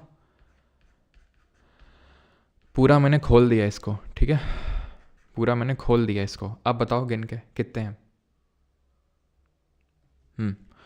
तो अगर आप यहाँ पर देखें तो एक, पूरा गिन लो ढंग से यार, 1 2 3 4 है ही नहीं, 5 6 7 8 9 10, तो 10 हो जाएंगे, ठीक है। 2 का बॉन्ड तो ये दिख रहा है, 3 2 5 3 8 2 10, ऐसे भी कर सकते। यहाँ पर 3 3 6 1 7 2 9 10 11 12, इसमें 1 2 3 4 5 6 तो ये हो गए। ये सब क्या हैं? हर एक एज में एक कार्बन होता है, ने बताया था। कार्बन की, हर एक कार्बन की कितनी वैलेंसी है? 3 वैलेंसी है, एक तो फुलफिल करनी पड़ेगी ना रे बाबा, क्यों? जल्दी बताओ। यहाँ पर सबकी वैलेंसी कितनी हो रखी है? सॉरी मतलब दो दो हो रखी है, तो 4 वैलेंसी को फुलफिल करना पड़ेगा ना। तो हाइड्रोजन दो हाइड्रोजन जोड़ोगे ना, एक इधर एक इधर, सब में ऐसे दो हाइड्रोजन आएंगे, दो दो दो दो, यानी 6 कार्बन है तो 6 दूनी 12, 12 हाइड्रोजन के साथ वो 12 बॉन्ड बनेंगे, 18। यहाँ पर क्या है, यहाँ पर कार्बन की वैलेंसी है 3। अगर आप देखें हर एक कार्बन की 3 वैलेंसी, 3 बॉन्ड हैं यहाँ पर। तो यानी कि एक तो 6 तो वो, और एक हाइड्रोजन और अटैच होगा। जब एक हाइड्रोजन हम अटैच करेंगे तो यानी 6 कार्बन से 6 हाइड्रोजन अटैच होंगे, यहाँ पर 12 हो जाएंगे। सिंपल। तो ऐसे नंबर ऑफ कोवेलेंट बॉन्ड निकाल लेते हैं। अब आसान से ख़त्म करते हैं केमिकल प्रॉपर्टी पढ़ के। अब तो आसान है, ठीक है। मेन वहीं था, तभी शुरू में बता दिए थे आपको, ठीक है। मेन तो अब यहाँ पर आएगा, जो कि है हमारा chemical properties of carbon compounds. ये आज लोग कम है क्योंकि आज UPPCS का पेपर है इसलिए, ठीक है। तो chemical properties of carbon compound देखते हैं यहाँ पर। तो कंबशन रिएक्शन देखेंगे, ऑक्सीडेशन देखेंगे, एडिशन देखेंगे, सब्स्टिट्यूशन देखेंगे। आपको कंबशन ऑक्सीडेशन से पहले ही अवगत है। कंबशन का मतलब होता है किसी चीज़ को जलाना इन द प्रेजेंस ऑफ ऑक्सीजन। तो जब हम जलाते हैं, और एक चीज़ चलो मैं आगे बता दूंगा, ठीक है। तो जब हम जलाते हैं, कंबशन करते हैं, तो क्या निकलता है? जब हम हाइड्रोकार्बन्स को जलाते हैं तो कार्बन डाइऑक्साइड गैस निकलती है, हीट मिलती है यानी गर्मी, और लाइट निकलती है, ठीक है। कार्बन डाइऑक्साइड निकलेगी, हीट मिलेगी और लाइट निकलेगी। कार्बन डाइऑक्साइड, हीट और लाइट, ठीक है। ये हो गया हमारा कंबशन रिएक्शन। अब जो कंबशन रिएक्शन होता है, यहाँ पर हम कंबशन किसका करवाएंगे? तो सैचुरेटेड हाइड्रोकार्बन्स का और अनसैचुरेटेड हाइड्रोकार्बन्स का। ये क्या होते हैं आपको पता है? सैचुरेटेड मतलब एल्केन, अनसैचुरेटेड का मतलब होता है एल्कीन और एल्काइन, ठीक। क्लियर बात यहाँ तक? तो जो सैचुरेटेड होता है वो बर्न करता है क्लीन ब्लू फ्लेम में, ठीक है। कैसी फ्लेम होती है? क्लीन होती है, ब्लू होती है और क्लीन होती है। क्लीन का मतलब होता है इसमें कोई इस तरह का सूट नहीं निकलता। सूट का मतलब होता है ऐसे काला काला धुआं नहीं निकलता बहुत ज़्यादा, ठीक है। आप बोलोगे अब ये जो होता है, ये जैसे फॉर एग्जांपल गैस चूल्हा है, तो गैस चूल्हे में हमारा एल्केन होता है। LPG जो सिलेंडर होते हैं, LPG सिलेंडर, उसमें मेनली होता है हमारा ब्यूटेन। प्रोपेन भी होता है थोड़ा, ब्यूटेन मेनली होता है। तो ब्यूटेन क्या है? एल्केन है। तो एल्केन क्लियर ब्लू फ्लेम देते हैं कि नहीं देते हैं? और ये जो एल्केन होते हैं जो क्लियर ब्लू फ्लेम में बर्न करते हैं, जैसे मैंने बताया हीट और लाइट मिलती है, तो इनके केस में हीट ज़्यादा मिलती है, लाइट कम मिलती है। यहाँ पर अनसैचुरेटेड को जलाने में लाइट ज़्यादा मिलती है, हीट कम मिलती है, ठीक। क्लियर है इतनी चीज़? तो LPG आपका ब्यूटेन होता है, LPG गैस। और अब भी आपने सुना होगा जयपुर की घटना है कल, है ना, राजस्थान में कल LPG सिलेंडर फटा। आई थिंक बहुत सारे लोगों की डेथ हुई। आई थिंक 70 से ज़्यादा लोग आई थिंक मरे ना उसमें, if I am not wrong, ठीक है। तो वो एकदम से क्या है कि ये गिव्स क्लियर ब्लू फ्लेम। अब मैं क्या बताना चाह रहा था, हाँ, आप बोलोगे सर हमारा जो तवा है जो गैस चूल्हे पे चढ़ाते हैं उसमें तो ऐसा नीचे काला काला जम जाता है। वो इसलिए जम जाता है क्योंकि जो आपका गैस चूल्हा है, जो उसके छेद हैं वो ढंग से खुले नहीं हुए हैं। अब क्योंकि ढंग से वो खुले नहीं हुए हैं तो उनका इनकम्प्लीट कंबशन होता है। जो आपका ये ब्यूटेन होता है लेकिन उसका इनकम्प्लीट कंबशन की वजह से होता है वो, ठीक है। पीछे मैंने क्वेश्चन पूछा था आपसे कि किस ऑर्गेनिक कंपाउंड को इनऑर्गेनिक सब्सटेंसेस से बनाया गया था सबसे पहली बार? यूरिया फ्रेडरिक वोलर जी ने बनाया था, ठीक है। In limited supply of air give सूटी फ्लेम, जो आपको बता रहा हूँ, क्योंकि आपके वो गैस चूल्हे के जो छेद होते हैं भर जाते हैं तो ऑक्सीजन एयर की उतनी सप्लाई मिल नहीं पाती है, तो इनकम्प्लीट कंबशन होता है जिसकी वजह से सूटी फ्लेम मिलने लगती है आपको सैचुरेटेड हाइड्रोकार्बन में भी। इनकम्प्लीट कंबशन में वो होता है, पूरा कराओगे तो नहीं होगा। और अनसैचुरेटेड वाले क्लीन येलो सूटी फ्लेम में बर्न होते हैं। इंपॉर्टेंट है, ध्यान रखना, ठीक है। ऑक्सीडेशन करवा लेते हैं। तो जैसे ये ऑक्सीडेशन करवा रहे हैं तो क्या हो रहा है? जैसे अल्कोहल है, ठीक है, तो ये अल्कोहल जो है ये आपको एसिड मिल रहा है। और हम कैसे करवाते हैं? ये हम करवाते हैं हाई ऑक्सीडाइजिंग, ठीक है, पावरफुल ऑक्सीडाइजिंग एजेंट के प्रेजेंस में। पावरफुल ऑक्सीडाइजिंग एजेंट्स हैं जैसे कि ये आपका पोटाशियम डाइक्रोमेट है K2Cr2O7, और ये आपका पोटाशियम परमैंगनेट KMnO4, ठीक है, नाम भी पूछ लेता है, पोटाशियम परमैंगनेट, मैंगनेट, ठीक है। और ये आपका पोटाशियम डाइक्रोमेट, ठीक है। तो इसकी प्रेजेंस में हम क्या करवाते हैं? तो ये जब हम इसको रिएक्ट करवाते हैं तो ये पावरफुल ऑक्सीडाइजिंग एजेंट होते हैं। ये ऑक्सीडाइज हो जाता है अल्कोहल से एसिड में, ठीक है। कैसे अगर हुआ है, अगर ये समझना है तो तुम्हें हम समझा देते हैं, वैसे हम किसी को समझाते हैं नहीं, ठीक है, कि ये दारू मतलब अल्कोहल से एसिड कैसे बना है। अब क्योंकि तुम लोग जो हो अपने ही हो इसलिए बता रहा हूँ, ठीक है। देखो यहाँ पर ऑक्सीजन मतलब ऑक्सीजन भर भर के इनके द्वारा मिलेगा क्योंकि पावरफुल ऑक्सीडाइजिंग एजेंट है, तो पानी निकाल देना होता है हमें, ठीक है। कई सारी चीज़ें करते वक्त पानी निकलता है, जैसे यहाँ पर जब हम अल्कोहल की रिएक्शन जब ऑक्सीडाइजिंग एजेंट के साथ करवाते हैं तो पानी निकलता है, ठीक है। और एक ऑक्सीजन इसको एक मिल जाएगा और एक ऑक्सीजन से पानी निकल जाएगा, दो दो ऑक्सीजन होंगे यहाँ पे, आप ऐसे समझ लो, ठीक है। तो यहाँ पे क्या होगा, एक हाइड्रोजन इसका ले लो, ठीक है, या फिर आप ऐसे कर लो, दो हाइड्रोजन इसको लेके एक ऑक्सीजन से पानी निकाल दो, तुरंत माहिर हो तुम पानी निकालने में, और एक ऑक्सीजन यहाँ पे और डाल दो तो COOH बन जाएगा, बन गया एसिड अल्कोहल से। खैर अब आते हैं एडिशन रिएक्शन क्या होती है। तो एडिशन मतलब होता है जहाँ पर कोई चीज़ हम जोड़ते हैं, एडिशन रिएक्शन उसको बोलते हैं, ठीक। तो unsaturated hydrocarbons add hydrogen in the presence of catalyst, ठीक है, in the presence of catalyst to give saturated hydrocarbon, ठीक है। सर पूरे प्योर मेट कैसे बनाए फ्रॉम ब्रेकिंग मेट, क्या बोल रहे हो अभी। तो अनसैचुरेटेड हाइड्रोकार्बन ऐड जब हम करते हैं, हाइड्रोजन को ऐड करते हैं अनसैचुरेटेड हाइड्रोकार्बन में, तो हमें सैचुरेटेड हाइड्रोकार्बन मिलता है। सैचुरेटेड का मतलब वो सैचुरेट हो चुका है, उसका कुछ नहीं हो सकता है, वो अब कोई किसी को ऐड नहीं करेगा। जैसे सैचुरेटेड सोल्यूशन पढ़ा था, क्या होता है, जो सोल्यूशन बिल्कुल भी सल्यूट को ऐड नहीं कर सकता है उसको सैचुरेटेड सोल्यूशन बोल रहे थे। तुम पढ़ के सैचुरेट हो जाते हो, तुम बिल्कुल नहीं पढ़ सकते हो अभी, वो सैचुरेटेड हाइड्रोकार्बन है। सैचुरेटेड मतलब सिंगल बॉन्ड है, वो किसी को ऐड नहीं करेंगे। ये क्या है, अभी हिम्मत रखते हैं हाइड्रोजन ऐड करने को, तो जब अगर हम अनसैचुरेटेड वाले में, चाहे वो एल्कीन है या एल्कीन है, हम चाहे वो एल्काइन में भी कर सकते हैं, हाइड्रोजन ऐड, ऐसा नहीं कि हाइड्रोजन लेके ऐड डाल दिया, भैया कैटलिस्ट वेटलिस्ट लाना पड़ेगा, निकल ले आओ, पैलेडियम ले आओ, इन सब के प्रेजेंस में करना पड़ेगा, ठीक है। इसको एडिशन रिएक्शन बोलते हैं, ये सैचुरेट हो जाएगा। इस रिएक्शन को हम यूज़ करते हैं कहाँ पर, यूज़ करते हैं वेजिटेबल ऑयल से वनस्पति घी बनाने में, वेजिटेबल घी बनाने में। जैसे long unsaturated carbon carbon chain होता है, जो हमारा वेजिटेबल ऑयल होता है वो अनसैचुरेटेड होता है, उसको सैचुरेटेड बनाने के लिए हम क्या करते हैं, हम हाइड्रोजनेशन करवा देते हैं, इसको कुकिंग में प्रेफर किया जाता है। ये एनिमल फैट जो होता है वो सैचुरेटेड फैटी एसिड होता है और ये हार्मफुल होता है हेल्थ के लिए, इसीलिए उतना ज़्यादा रिकमेंड नहीं किया जाता है। अब आते हैं सब्सटीट्यूशन रिएक्शन, जहाँ पे किसी ना किसी का सब्सटीट्यूशन हो रहा है, कोई जा रहा है और उसकी जगह में कोई आ रहा है। जैसे कि यहाँ पर देखिए आप, ये है मेथेन, ठीक है, ये क्या है, ये है मेथेन, जिसको कि नेचुरल गैस में यूज़ करते हैं। आपको पता है ना, हम लोगों ने पढ़ा था नेचुरल गैस का प्राइमरी प्रमुख घटक होता है ये नेचुरल जो गैस होती है उसमें, और इसको हम और किस नाम से जानते हैं जरा बताएंगे नेचुरल गैस को। अब इसमें हम अगर क्लोरीन ऐड करते हैं, अब ऐसा नहीं कि सीधा क्लोरीन डाला ऐड हो गया, सनलाइट में जो हमारी यूवी रेज होती हैं, अल्ट्रावायलेट रेज, उसकी प्रेजेंस में हमें रिएक्ट करवाना होता है, तो ये एक हाइड्रोजन हटता है और एक क्लोरीन जुड़ जाता है, फिर से वही रिएक्शन करवाओ, फिर से सनलाइट यानी अल्ट्रावायलेट रेज की उसमें कराओ प्रेजेंस में, एक और हाइड्रोजन हट जाएगा, एक क्लोरीन जुड़ जाएगा, क्योंकि चार तो बॉन्ड बनने चाहिए। फिर से सनलाइट में करवा दो, फिर से एक हट जाएगा, एक Cl जुड़ जाएगा, CH3। इसी का इसका कॉमन नेम क्या है जरा बताओ। देखा होगा तुमने, एक वो भागम भाग करके थी ना, वही तो थी मूवी जिसमें अक्षय कुमार और ये सब राजपाल यादव होते हैं शायद, पैसा पैसा कर दी है क्यों पैसे पे, तो वो वाला जो गाना होता है ना, तो उसमें देखा होगा कि रुमाल से वो बेहोश कर देता है, क्या होता है वो क्लोरोफॉर्म, ठीक है। तो ये क्या होता है, क्लोरोफॉर्म होता है। इसमें और रिएक्शन करवाओगे, कार्बन टेट्राक्लोराइड बन जाएगा, CCl4 बन जाएगा, ठीक।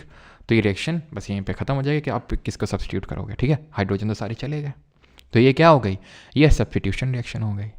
बॉइलिंग पॉइंट और सॉल्युबिलिटी थोड़ी डिस्कस कर लेते हैं कि देखो जितनी ज़्यादा लॉन्ग, पहली बात तो हम एल्केन एल्कीन और एल्काइन को डिस्कस कर लेते हैं। ध्यान रखना बॉइलिंग पॉइंट जो होता है वो एल्काइन का सबसे ज़्यादा होता है, देन एल्कीन का एंड देन एल्केन का, ठीक है। ये हम बॉइलिंग पॉइंट की बात कर रहे हैं। इसमें ट्रिपल बॉन्ड होता है, ऐसे याद कर लो, 3 बॉन्ड है, 3 बॉन्ड को तोड़ना है, सिर्फ 2 बॉन्ड को तोड़ना है, और यहाँ पर सिर्फ 1 बॉन्ड को तोड़ना है। तो ये ज़्यादा टफ होगा, ये थोड़ा कम टफ होगा, और ये सबसे आसान होगा तोड़ना, ठीक। सॉल्युबिलिटी की बात कर लें, ठीक है। अगर हम यहाँ पर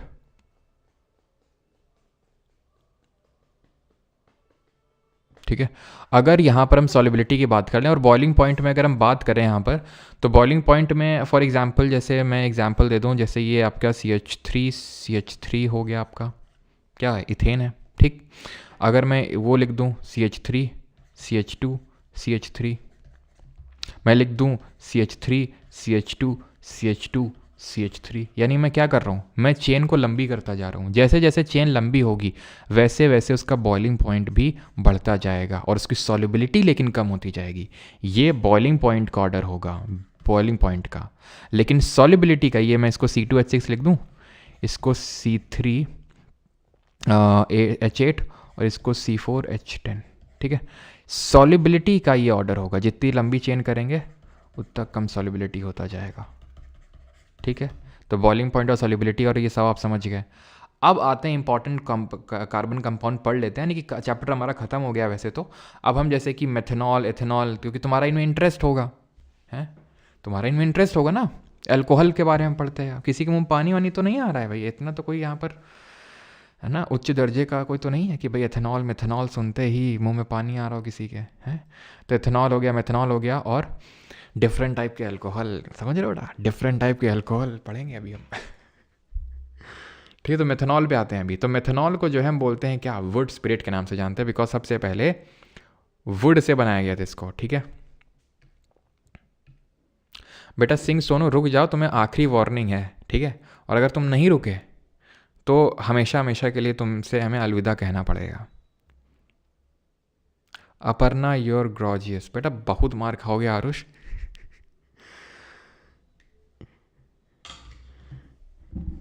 यहाँ पर मास्टर लगा हुआ पढ़ाने में, यहाँ पर काफ़ी सारे स्टूडेंट दिमाग लगा रहे हैं कि क्या होगा, कैसे होगा, समझ में नहीं आ रहा, ये समझ में नहीं आ रहा, ये अपना अलग लगे हुए हैं, डीपी खोल खोल देख रहे होंगे ये अपना गॉर्जियस कौन है कौन नहीं, ये देख रहे हैं। Sir law of gases pending है, यस खुशी जी पेंडिंग है, वो हम लोग करेंगे अगर इसी लेक्चर में रहा टाइम, नहीं तो फिर एक और टाइम रहेगा, मतलब एक और क्या कि देखो क्वेश्चन तो हो नहीं पाएंगे इस लेक्चर में, तो क्वेश्चन तो मैं एप्लीकेशन में कराऊंगा, नहीं होगा तो वहीं पे ही छोटा सा 10 मिनट का टॉपिक है वहाँ पर करा दूंगा, है ना। चलो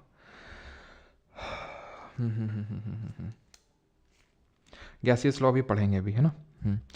तो मेथनॉल पे आते, तो मेथनॉल को वुड स्पिरिट क्यों बोलते हो मैंने आपको बता दिया, क्योंकि वुड से ही एक्सट्रैक्ट किया गया था सबसे पहले, इसलिए।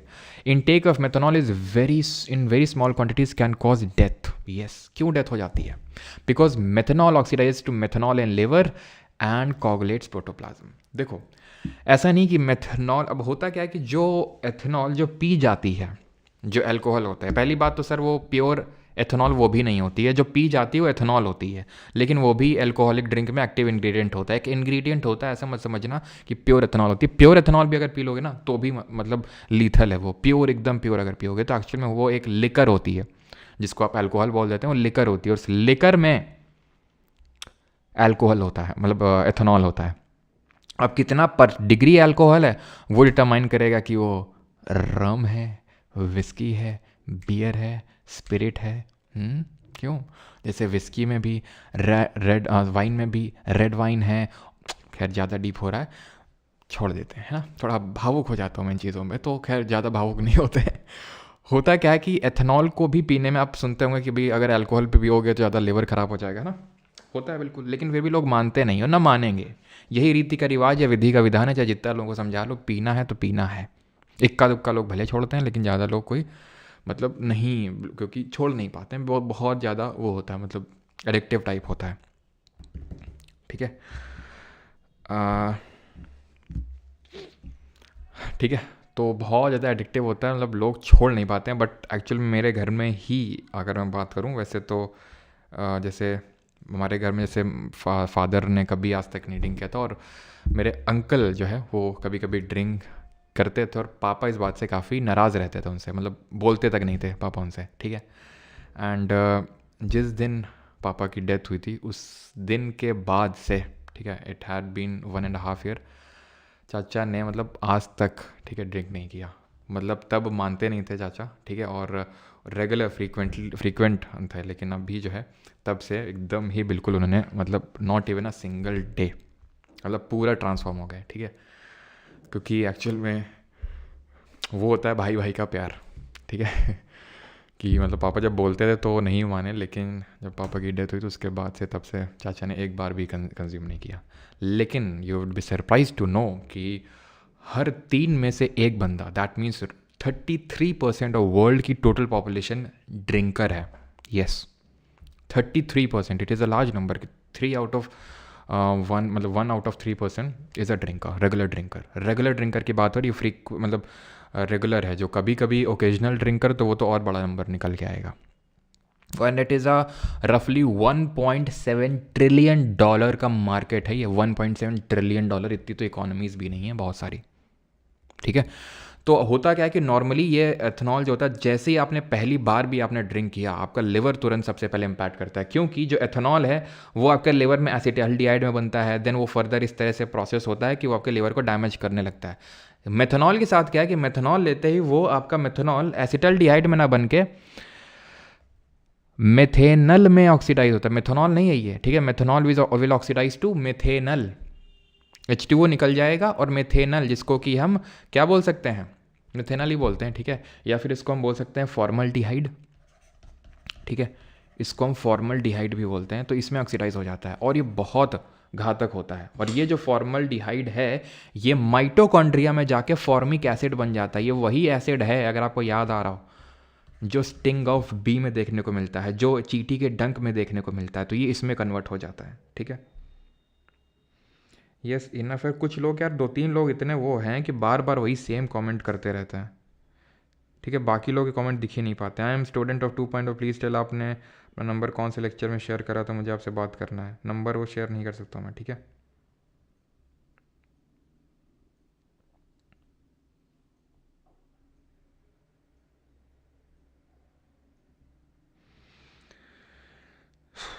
क्लियर है यहाँ तक?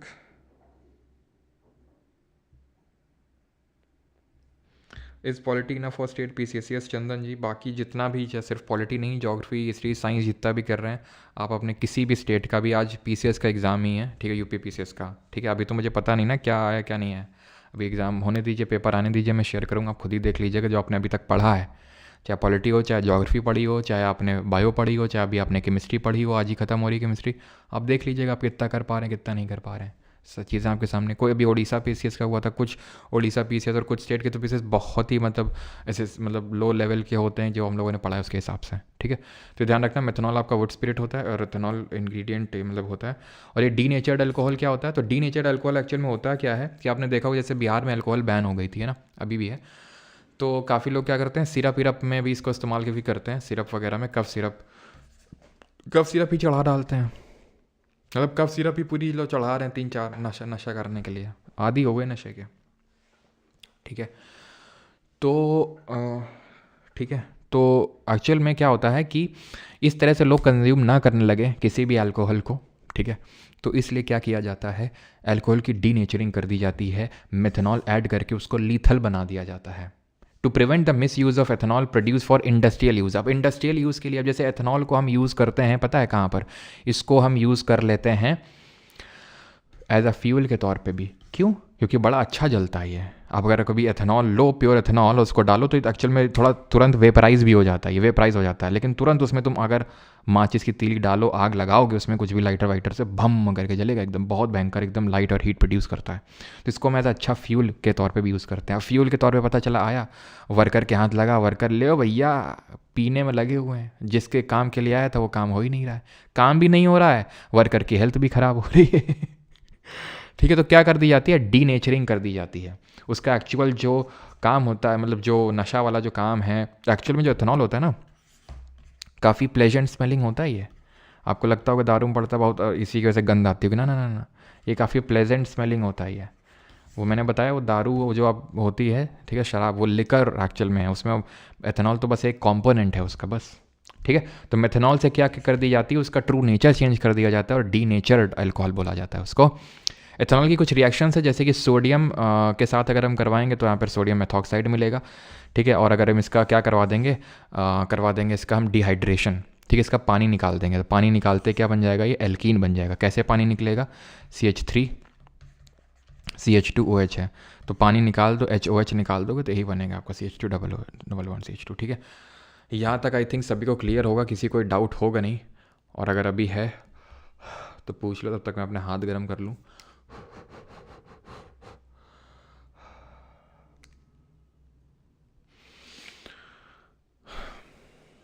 और कमेंट भाई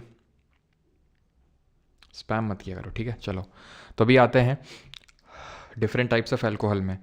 तो डिफरेंट टाइप्स ऑफ अल्कोहल का मतलब वो नहीं जो आप समझ रहे हैं यहाँ पर, ठीक है, कि कौन सा पीना चाहिए कौन सा नहीं, वो मैं नहीं बताने वाला हूँ। प्राइमरी, सेकेंडरी और टर्शरी अल्कोहल क्या होते हैं वो हम देखने वाले हैं। अभी सीजीएल में आई थिंक, सीजीएल 2022 में आई थिंक क्वेश्चन पूछ लिया था इसमें एक बार, एक क्वेश्चन, ठीक है।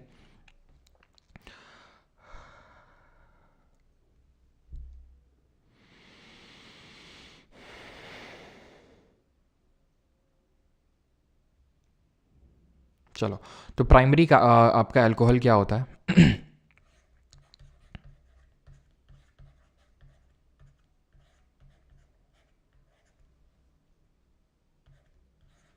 ठीक, ये प्राइमरी कार्बन है जिसके पास 3 हाइड्रोजन थे। 3 हाइड्रोजन तो थे, लेकिन ये फंक्शनल ग्रुप ये आ गया।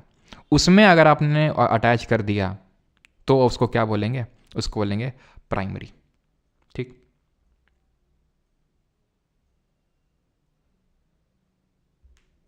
ठीक है। तो प्राइमरी कार्बन एटम क्या होते हैं? जो एक कार्बन एटम से अटैच्ड होते हैं, जैसे कि यहाँ पर आप देख सकते हैं, ठीक है। तो प्राइमरी हम बोल देंगे ये अल्काइल ग्रुप है, ठीक है, 2 हाइड्रोजन है और एक यहाँ पर फंक्शनल ग्रुप लगा हुआ है, ठीक है। क्लियर हो गया? ये प्राइमरी अल्कोहल हो जाएगा। जैसे अब इसी में मैं ले लूँ CH3। वैसे अल्काइल ग्रुप को ना इन शॉर्ट R से भी रिप्रेजेंट कर दिया जाता है, ठीक है। ये चीज़ ध्यान रखना, अगर मैं R लिख दूँ तो R का मतलब है कोई भी CH3, CH2, CH3, CH2, CH2, CH3, कुछ भी अल्काइल ग्रुप हो सकता है। तो मैं यहाँ पे R ही लिख दूँ क्या? ठीक है, R C 2 अल्काइल ग्रुप है, यानी कि एक कार्बन से 2 कार्बन है, तो ये सेकेंडरी कार्बन होगा। ऐसे में अगर इस तरह कार्बन में अटैच्ड है तो इसको सेकेंडरी अल्कोहल बोलेंगे। ऐसा कार्बन जिसमें 3 अल्काइल ग्रुप हैं और अगर उसमें मैंने अल्कोहल ग्रुप अटैच कर रखा है तो इसको tertiary alcohol, primary alcohol, secondary alcohol और टर्शरी अल्कोहल। समझ में आनी चाहिए बात, ठीक। एथेनोइक एसिड पे आते हैं। एथेनोइक एसिड को हम एसिटिक एसिड भी बोलते हैं और ये विनेगर का मेन कॉन्स्टिट्यूएंट होता है। 5 से 8% जो सोल्यूशन होता है एसिटिक एसिड का वाटर में, उसको हम यूज़ करते हैं अचार वगैरह के प्रिवेंटिंग में, मतलब एज आ, क्या बोलते हैं उसको, क्या बोलते हैं उसको, प्रिजर्वेटिव के तौर पे, ठीक है। ध्यान रखना। इसी तरह सोडियम बेंजोएट, O8 किसके लिए यूज़ करते हैं? ईस्टर्स के लिए यूज़ करते हैं, ठीक है। तो सोडियम बेंजोएट को यूज़ करते हैं कहाँ पर? यूज़ करते हैं एज अ प्रिजर्वेटिव, जो टोमेटो सॉस वगैरह होते हैं, ठीक है, प्रिजर्वेटिव। यहाँ पर एल्काइन, जहाँ पे आपने लिखा था ना एल्काइन वगैरह, ठीक है, जहाँ पे एल्काइन लिखा था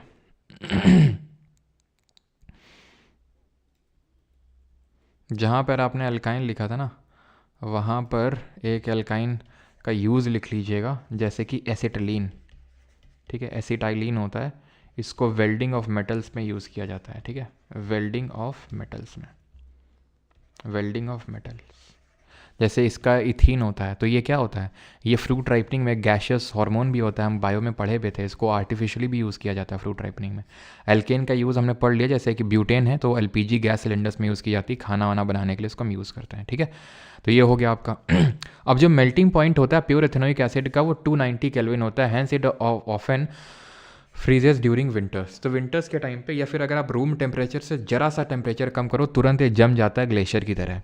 तो इसीलिए इसको ग्लेशियल एसिटिक एसिड भी बोलते हैं, glacial acetic acid. Reaction with base आप देखिए, जब एसिटिक एसिड की रिएक्शन यहाँ पर हम एल्कली के साथ करवा रहे हैं, कल ही पढ़ाया था एल्कली क्या होते हैं, जो बेस आपके डिजॉल्व हो जाते हैं पानी में, ठीक है।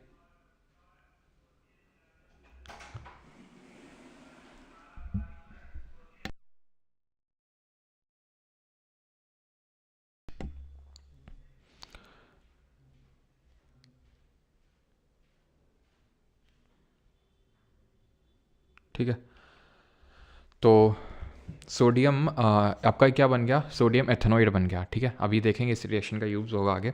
ईस्टर क्या होते हैं? तो जब हम अल्कोहल की रिएक्शन एसिड के साथ करवाते हैं, अल्कोहल की रिएक्शन ईस्टर के साथ करवाते हैं, सॉरी अल्कोहल की रिएक्शन एसिड के साथ करवाते हैं तो ईस्टर बनता है। कैसे? अगेन पानी निकल जाएगा, ये निकाल दोगे आप, तो CH3COO, सिंपल, क्लियर है ये चीज़, ठीक है। CH3COO बन गया आपका। देखो एसिड जो होता है, ये ध्यान रखना,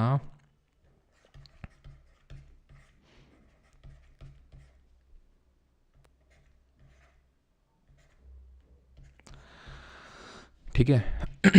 कभी ये तुम गलती से मत सोच लेना कि अल्कोहल ग्रुप है ना, ये एसिडिक ग्रुप है, सी के साथ OH लगा है, वो डबल बॉन्ड O लगा है, ये COOH ग्रुप है। ये ध्यान रखना इस चीज़ का हमेशा, ये इस चीज़ का हमेशा ध्यान रखना, ठीक है। और इसका नाम बताओ क्या होगा, कौन सा एसिड होगा, ये कौन सा एसिड होगा, नाम बताइए जल्दी से। IUPAC जो मैंने आपको समझाई थी अभी। तो इसको OH मत कर देना इसको कभी, ठीक है। 1 2 3 propane, propane oic acid, propane oic, ये OH मत सिर्फ जोड़ लेना कि अल्कोहल हो गया। COOH वो पूरा अलग से, ठीक है। तो ये आपका ये ईस्टर बन गया, form by reaction of acid and alcohol. और इस तरह की रिएक्शन को ईस्टरीफिकेशन रिएक्शन बोलते हैं। स्वीट स्मेलिंग सब्सटेंस होते हैं, परफ्यूम और फ्लेवरिंग एजेंट में यूज़ किया जाता है, जब मैंने बताया था, जैसे वनीला आइसक्रीम, ये फ्लेवर आइसक्रीम, वो सब यही होते हैं आपके। अब आते हैं अपने आखिरी रिएक्शन पे और आखिरी टॉपिक पे, एंड दैट इज सपोनिफिकेशन। सपोनी का मतलब जिससे साबुन बनाते हैं वो रिएक्शन, उसको बोलते हैं saponification. Used in the preparation of soaps on treating Easter with sodium hydroxide. जो जब यहाँ पर जो ईस्टर बना, अब जब इसकी रिएक्शन हम NaOH के साथ करवाएंगे तो क्या होगा, होगा ये कि C2H5OH निकल जाएगा, और ये जो Na है ये जुड़ जाएगा यहाँ पर CH3COONA, छोटे वाले अल्काइल ग्रुप के साथ। अब ये जो हमारा सोडियम और पोटेशियम सॉल्ट बना लॉन्ग चेन मोनोकार्बोक्सिलिक एसिड का, sodium salt of carboxylic acid, potassium भी ले सकते हैं, KOH भी ले सकते हैं, ठीक है, वो भी अच्छा बेस होता है। तो इनके जो सोडियम और potassium salt of long chain monocarboxylic जो एसिड होते हैं, उनको हम बोलते हैं soap. For example palmitic acid, stearic acid, आप अपने साबुन का देखना कभी जो इंग्रेडिएंट होते हैं, ठीक है, तो उसमें सोडियम स्टीयरेट मिलेगा, सोडियम पाल्मिटेट मिलेगा, बड़े लंबे लंबे चेन्स होते हैं ये, ठीक है, 17 कार्बन, 20 कार्बन की चेन पूरी होती है, उससे बनते हैं ये आपके साबुन।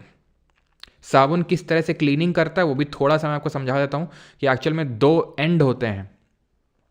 क्या होते हैं, 2 एंड होते हैं साबुन में। एक होता है आपका हाइड्रोफोबिक और एक होता है, ठीक है, ठीक है, एक होता है हाइड्रोफोबिक जो पानी से डरता है, और एक होता है हाइड्रोफिलिक जो पानी से प्यार करता है, ठीक है। 2 एंड होते हैं इसमें। तो अब जैसे मान लो एक ग्रीस है, ठीक है, तो ग्रीस से कौन अटैच करेगा, जो पानी से डरता है वो ग्रीस से प्यार करेगा, ऑयल से प्यार करेगा। ग्रीस, डर्ट जो हमारे कपड़े में लग जाता है, जिसको हम साबुन लगाते हैं, तो क्या होता है, साबुन के 2 एंड होते हैं। एक जो छोर होता है जो हाइड्रोफोबिक है, जो पानी से डरता है, तो पानी से डरता है तो पानी के पास नहीं जाएगा, वो ग्रीस के पास जाएगा, ठीक है। वो ये वाला एंड जो है, ये वाला जो एंड है, ये एंड है, आप ऐसे समझ लो ये ग्रीस है, ठीक है। तो ये वाला जो एंड अटैच होगा वो क्या होगा, हाइड्रोफोबिक, जो पानी से डरता है, पानी इधर है दूर में, वो ग्रीस से अटैच होगा। जो पानी से प्यार करता है वो पानी की तरफ होगा, जो पानी से प्यार करता है वो पानी की तरफ होगा। इस तरह से पूरा बन जाता है स्ट्रक्चर। इसको बोलते हैं मिसेल। मिशेल ओबामा में नहीं है ये, ठीक है, इस स्ट्रक्चर को बोलते हैं मिसेल, ठीक है। ये जो पूरा स्ट्रक्चर बना है, तो इस तरह से साबुन क्या करता है, फिर इसको हम ऐसे रगड़ते हैं तो पूरा निकल जाता है ये पूरा मॉलिक्यूल, ठीक है। तो cleaning action of soap is due to formation of micelles, it form emulsion. Emulsion क्या होता है, लिक्विड, जब हमने पढ़ा था कोलोइडल सोल्यूशन में, जब डिस्पर्स फेज भी लिक्विड होता है डिस्पर्सिंग मीडियम में, तो उसको इमल्शन बोलते हैं। Soap micelle will show Tyndall effect, तो ये क्योंकि क्लाउडी अपीयर होता है, तो सोप मिशेल टिंडल इफेक्ट दिखाएगा ये, ठीक है। और ये आयन रिपल्शन पूरा वो मैंने आपको समझा दिया, मिसल में पूरा होता है, ठीक है। ऐसा जितना डेप्थ में नहीं पूछेगा। और सोप आपने सुना होगा कि साबुन अगर कहीं पे पानी बहुत ज़्यादा गंदा टाइप आता है, ठीक है, जिसको हार्ड वाटर बोलते हैं। हार्ड वाटर मैंने आपको कल बताया था, क्या होता है हार्ड वाटर, जल्दी से बताइए। तो हार्ड वाटर जहाँ पर ज़्यादा आता है तो वहाँ पर साबुन काम नहीं करता है। इसलिए नहीं काम करता है क्योंकि हार्ड वाटर वो होता है जहाँ कैल्शियम और मैग्नीशियम के सॉल्ट भी मौजूद होते हैं पानी में। तो वो जो अभी हम हाइड्रोफोबिक हाइड्रोफिलिक देख रहे थे, साबुन का जो पूरा होता है सोडियम और potassium salt of long chain carboxylic acid, वो इसके साथ मिल के एक अजीब तरह का स्कम बना देते हैं, स्कम। और वो काम करता नहीं, एसिडिक कंडीशन में भी नहीं काम करता, तो वहाँ पर डिटर्जेंट काम करता है।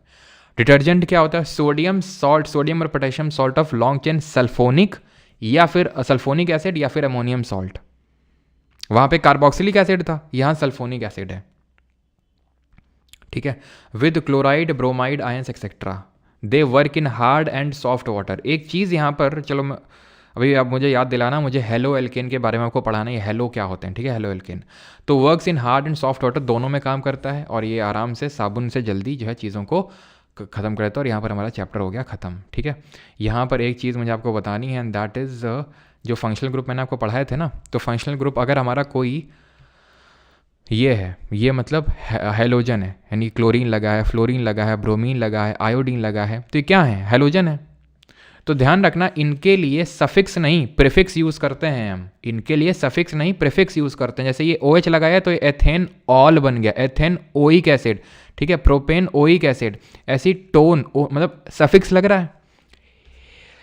हेलोजेंस अगर किसी में लग जाए एज फंक्शनल ग्रुप, जैसे कि हमारी सब्स्टिट्यूशन रिएक्शन में आई है, जैसे ये है, तो क्या बोलेंगे इसको, इसको ये नहीं बोलेंगे मेथ क्लोरो, ऐसा नहीं बोलेंगे, इसको बोलेंगे क्लोरोमीथेन।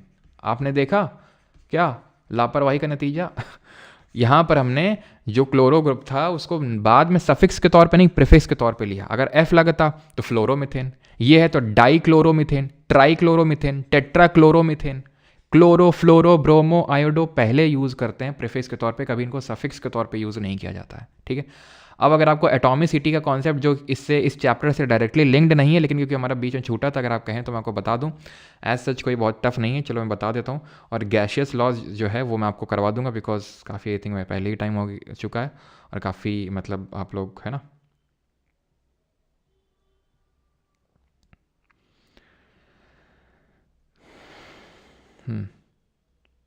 ये सर बहुत लंबा खींच रहे हो, तो बेटा खींच लंबा रहे तो तुम आराम से पार्ट में देख सकते हो, अगर तुम खींच रहे हो तो पार्ट्स में देख सकते हो, वैसे कोई दिक्कत वाली बात नहीं है, ठीक है। लेकिन हम पार्ट्स में नहीं करवाएंगे, ठीक है। क्वेश्चंस हम लोग एप्लीकेशन पे करेंगे और वहीं पे मैं आपको ये जो थोड़ा बहुत गैसेस लॉज होते हैं, बॉयल्स लॉ, चार्ल्स लॉ, ये सब वहीं पे कर लेंगे, ठीक है। खैर, एटॉमिसिटी होता है, एटॉमिसिटी का मतलब होता है कि नंबर ऑफ एटम्स जो मैं लिख रहा हूँ उस पर फोकस करो, number of atoms required to form a molecule, जैसे मैं बोलता हूँ कार्बन डाइऑक्साइड CO2, तो इसमें एक कार्बन और 2 ऑक्सीजन मिलके एक CO2 का मॉलिक्यूल बनाएंगे। एटॉमिसिटी परमाणुता 3, ऑक्सीजन क्या है O2, कितने ऑक्सीजन के मॉलिक्यूल एटम मिलके 2 ये ऑक्सीजन का मॉलिक्यूल बना है, 2 ऑक्सीजन के एटम है, एटॉमिसिटी 2। हीलियम का फॉर्मूला क्या होता है He2, नहीं सिर्फ H ही होता है।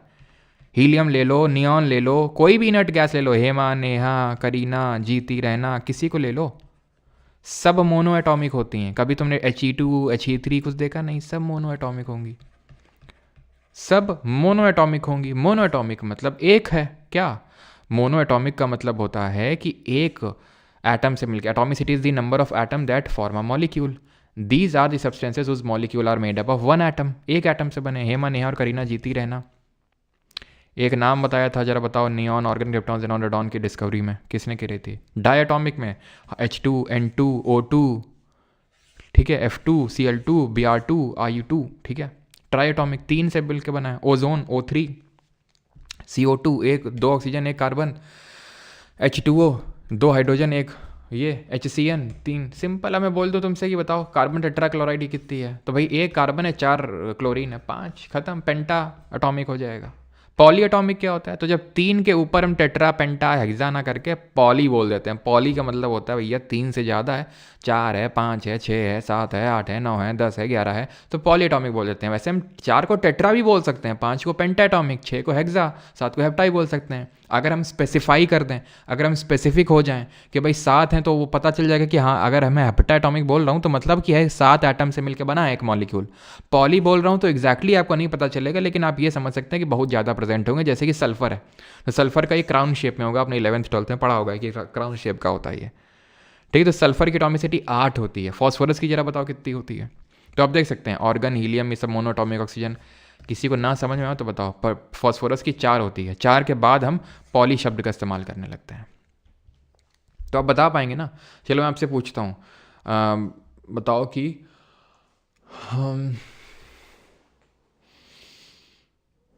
क्लोरोफॉर्म की एटॉमिसिटी बताओ, जल्दी से बताओ। आ गया PCS एग्ज़ाम दे के सर, अच्छा इश्क़े बनारस, कैसा रहा एग्ज़ाम?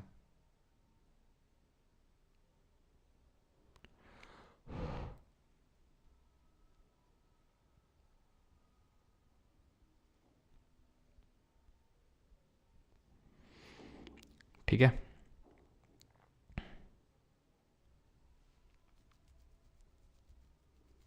किसी को दिक्कत तो नहीं है एटॉमिसिटी वाला? छोटा सा 2 मिनट का, इसलिए मैंने लास्ट में रख लिया, ठीक है। और ये मुस्कुराते हुए भैया जी हमारा प्रमोशन कर रहे हैं, किसका? परमार जी के बैच 3.0 का। चलो भाई, तो यहाँ पर आप पूछ सकते हैं जो डाउट आउट हैं आपके, ठीक है, चैट सेक्शन में। Thank you.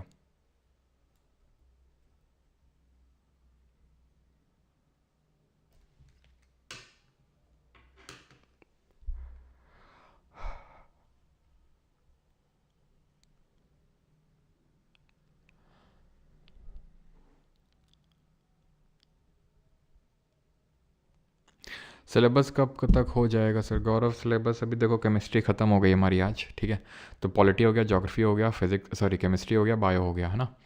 अब हम लोग स्टार्ट करेंगे हिस्ट्री, और वो हिस्ट्री स्टार्ट होगी कल से, नहीं, कल का ब्रेक ले लो, चीज़ें रिवाइज़ कर लो, ठीक है, क्योंकि एक्चुअल है क्या कि कल मैं क्लास लेने में असमर्थ भी थोड़ा सा रहूँगा, क्योंकि कुछ अभी मुझे डॉक्टर के पास जाना है, फिर क्लास लेने में मैं असमर्थ हो जाऊँगा शायद एक दिन तो तक, तो मैं असमर्थ रहूँगा ही पूरी तरह से, है ना। और कल तो बिल्कुल ही असमर्थ रहूँगा, और शायद परसों तक समर्थ हो जाऊँगा, तो परसों आपकी हिस्ट्री स्टार्ट हो जाएगी। तो कल का आपका ब्रेक रहेगा, मंडे की आपकी छुट्टी रहेगी, आप आराम से कर सकते हैं, ठीक है। गैस लॉज में बैच में जब इसके एमसीक्यूज़ करेंगे, ठीक है, एमसीक्यूज़ देख सकते हैं आप यहाँ पर लगे हुए होंगे। एमसीक्यूज़ तो अभी करवा नहीं रहा हूँ बिकॉज आप करने की भी हालत में होंगे नहीं, ठीक है। ये पूरे एसएससी के ये सब, ठीक है, पूरे इसके आप देख सकते हैं। एक क्वेश्चन चलो कर लो, ये वाला। 2 दिन ऑफ देंगे सर? 2 दिन का तो मैं कंफर्म नहीं कर रहा हूँ, लेकिन हाँ कल तो ऑफ रहेगा, और हमारी इसके बाद हिस्ट्री स्टार्ट होगी। जैसे ही हिस्ट्री ख़त्म होगी तो हमारा एक बड़ा चंक ऑफ सिलेबस ख़त्म हो चुका होगा, बिकॉज 3 सब बड़े सब्जेक्ट होते हैं, पॉलिटी, ज्योग्राफी, हिस्ट्री, उसके बाद साइंस, ठीक है। तो साइंस का भी 2/3 पार्ट हो ही चुका अगर आप देखें तो, ठीक है। फिजिक्स होते ही सब खत्म है, बस स्टैटिक और एनवायरनमेंट और इकोनॉमिक्स छोटे छोटे से टॉपिक बचेंगे, ठीक है। मेरा नाम ले लो, सौरभ दास।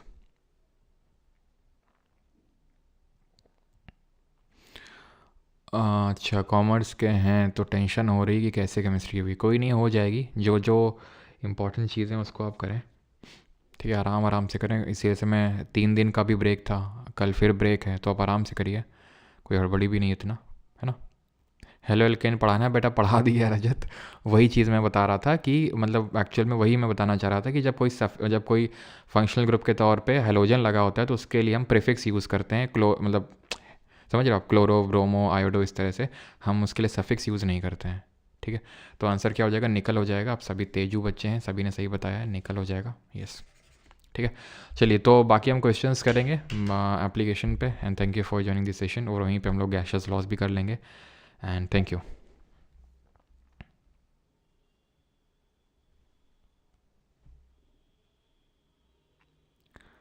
सर यूपी पीसीएस पेपर मिल गया, अमेजिंग पेपर, अच्छे लेवल ऑफ क्वेश्चन आए क्या आनंद?